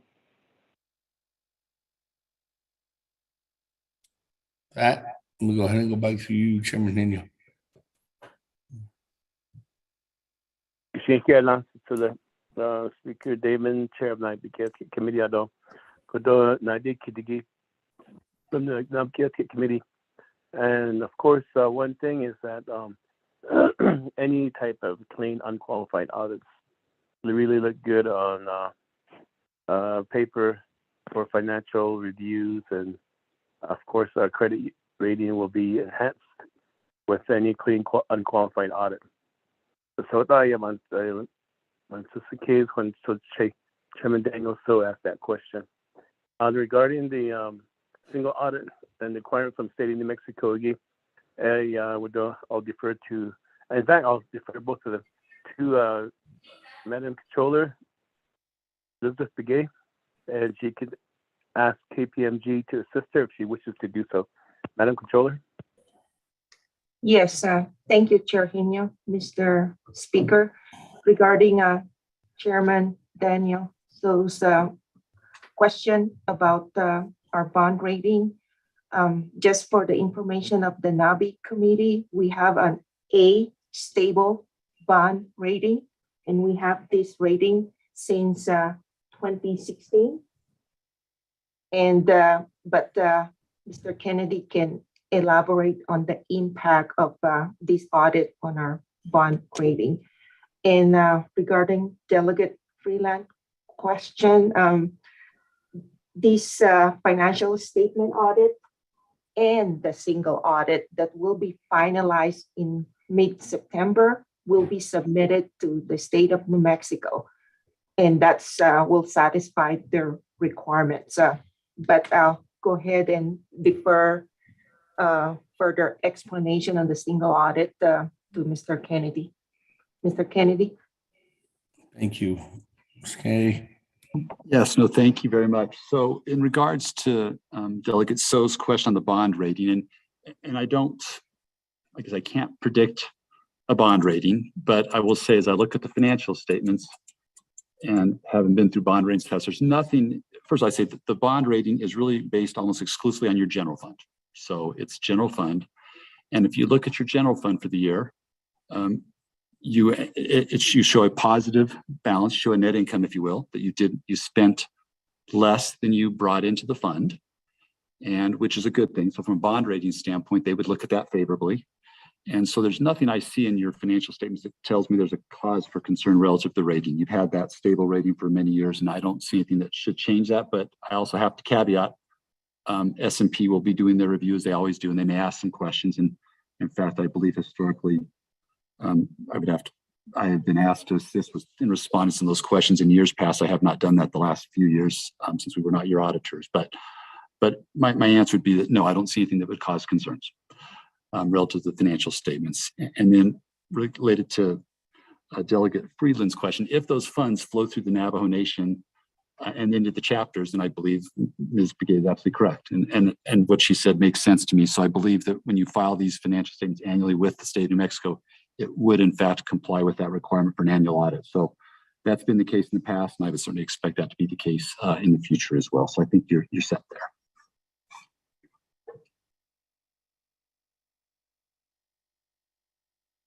That concludes our response to the questions, Chair Hino.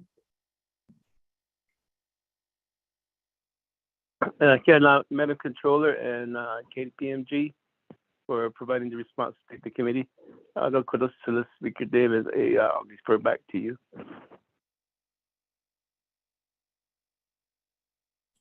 Thank you.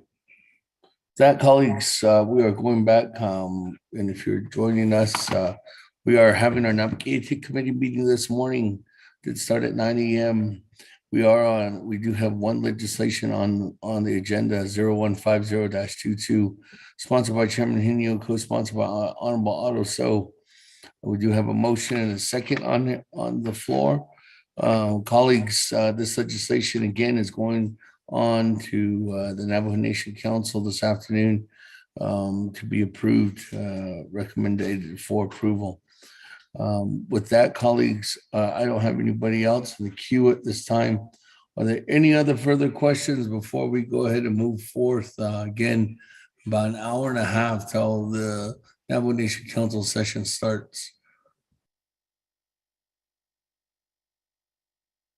Going twice.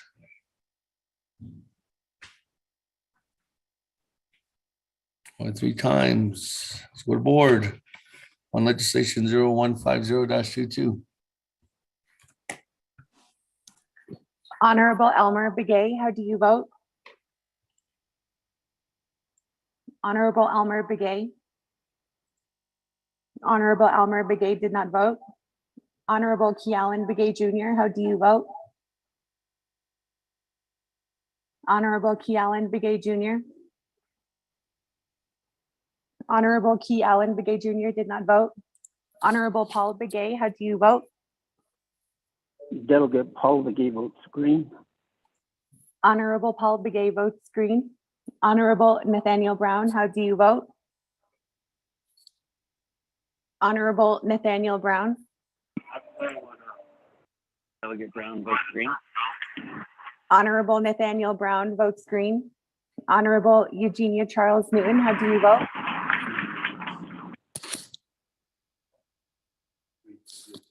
Honorable Eugenia Charles Newton votes green via text. Honorable Amber Knez Bakrati, how do you vote? Honorable Amber Knez Bakrati. Honorable Amber Knez Bakrati did not vote. Presiding Chair, Honorable Speaker Damon not voting. Honorable Herman Daniels, how do you vote? Honorable Herman Daniels. Honorable Herman Daniels did not vote. Honorable Mark Freeland, how do you vote? I vote green. Honorable Mark Freeland votes green. Honorable Pernell Halona votes, Honorable Pernell Halona, how do you vote? Honorable Pernell Halona votes green. Honorable Jamie Henio, how do you vote? Amy votes green. Honorable Jamie Henio votes green. Honorable Vince James, how do you vote? Honorable Vince James. Honorable Vince James did not vote. Honorable Rick Nez, how do you vote? Delegate Rick Nez votes green. Honorable Rick Nez votes green. Honorable Carl Slater, how do you vote? Green.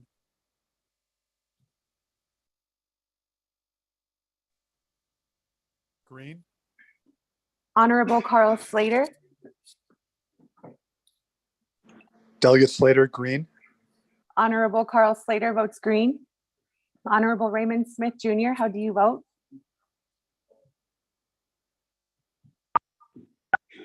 Honorable Raymond Smith Jr. Honorable Raymond Smith Jr. did not vote. Honorable Wilson Stewart Jr., how do you vote? Green. Honorable Wilson Stewart Jr. votes green. Honorable Charlene So, how do you vote? Honorable Charlene So. Honorable Charlene So did not vote.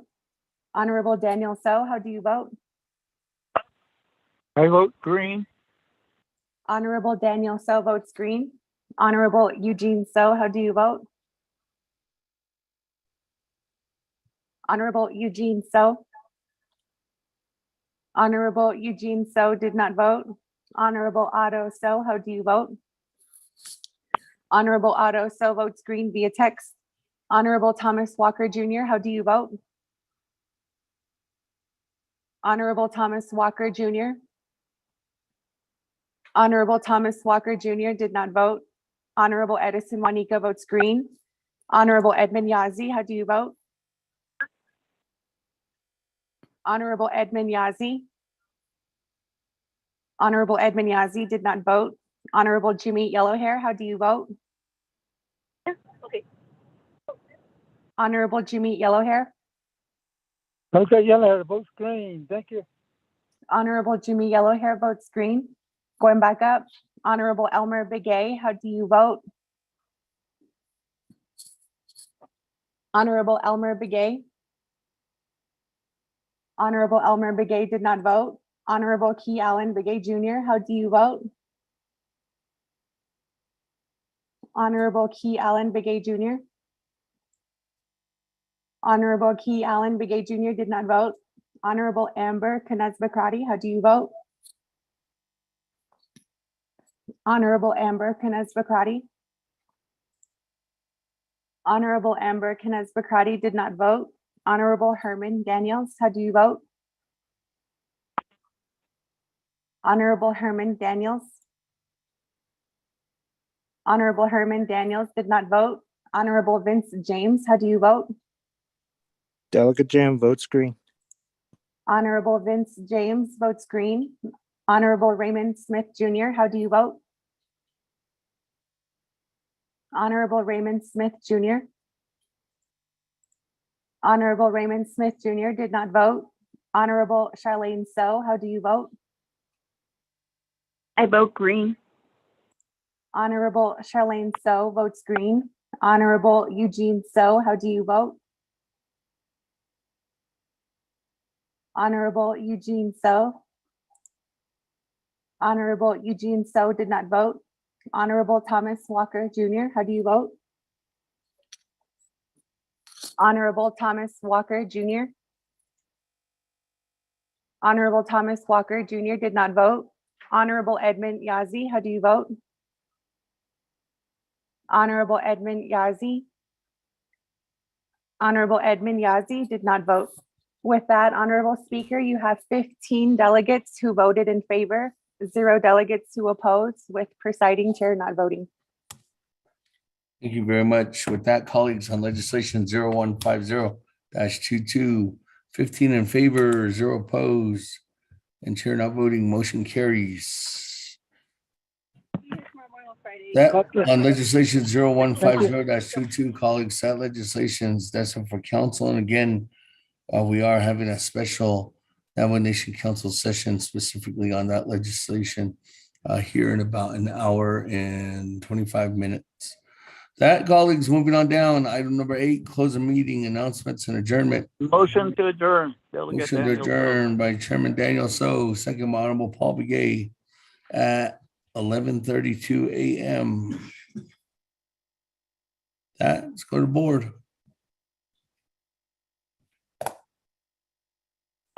Honorable Elmer Begay, how do you vote? Honorable Elmer Begay. Honorable Elmer Begay did not vote. Honorable Key Allen Begay Jr., how do you vote? Honorable Key Allen Begay Jr. Honorable Key Allen Begay Jr. did not vote. Honorable Paul Begay, how do you vote?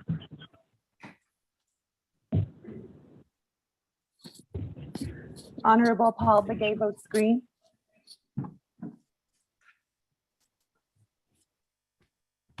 Honorable Nathaniel Brown, how do you vote? I vote green. Honorable Nathaniel Brown votes green.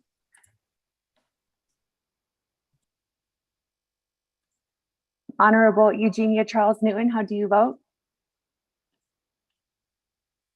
Honorable Eugenia Charles Newton. Honorable Eugenia Charles Newton did not vote. Honorable Amber Kenneth Bacrati, how do you vote? Honorable Amber Kenneth Bacrati. Honorable Amber Kenneth Bacrati did not vote. Presiding Chair, Honorable Speaker Damon not voting. Honorable Herman Daniels, how do you vote? Honorable Herman Daniels. Honorable Herman Daniels did not vote. Honorable Mark Freeland, how do you vote?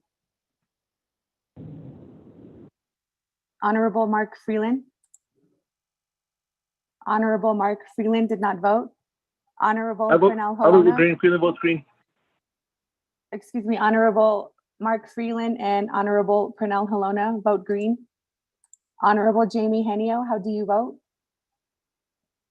Henio votes green. Honorable Jamie Henio votes green. Honorable Vince James, how do you vote? Delegate James votes green. Honorable Vince James votes green. Honorable Rick Nez, how do you vote? Delegate Rick Nez votes green. Honorable Rick Nez votes green. Honorable Carl Slater, how do you vote? Delegate Slater, green. Honorable Carl Slater votes green. Honorable Raymond Smith Jr., how do you vote? Honorable Raymond Smith Jr. Honorable Raymond Smith Jr. did not vote. Honorable Wilson Stewart Jr., how do you vote? Honorable Wilson Stewart Jr. votes green.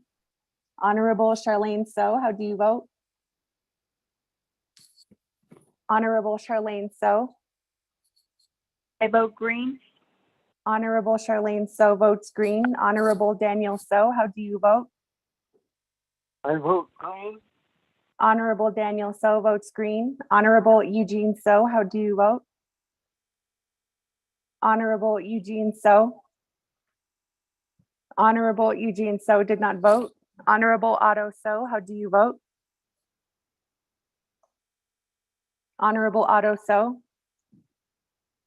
Honorable Otto So did not vote. Honorable Thomas Walker Jr., how do you vote? Honorable Thomas Walker Jr. Honorable Thomas Walker Jr. did not vote. Honorable Edison Juanica, how do you vote? Honorable Edison Juanica votes green. Honorable Edmund Yazzie, how do you vote? Honorable Edmund Yazzie. Honorable Edmund Yazzie did not vote. Honorable Jimmy Yellowhair, how do you vote? Delegate Yellowhair votes green. Honorable Jimmy Yellowhair votes green. Honorable Elmer, excuse me, going back up. Honorable Elmer Begay, how do you vote? Honorable Elmer Begay.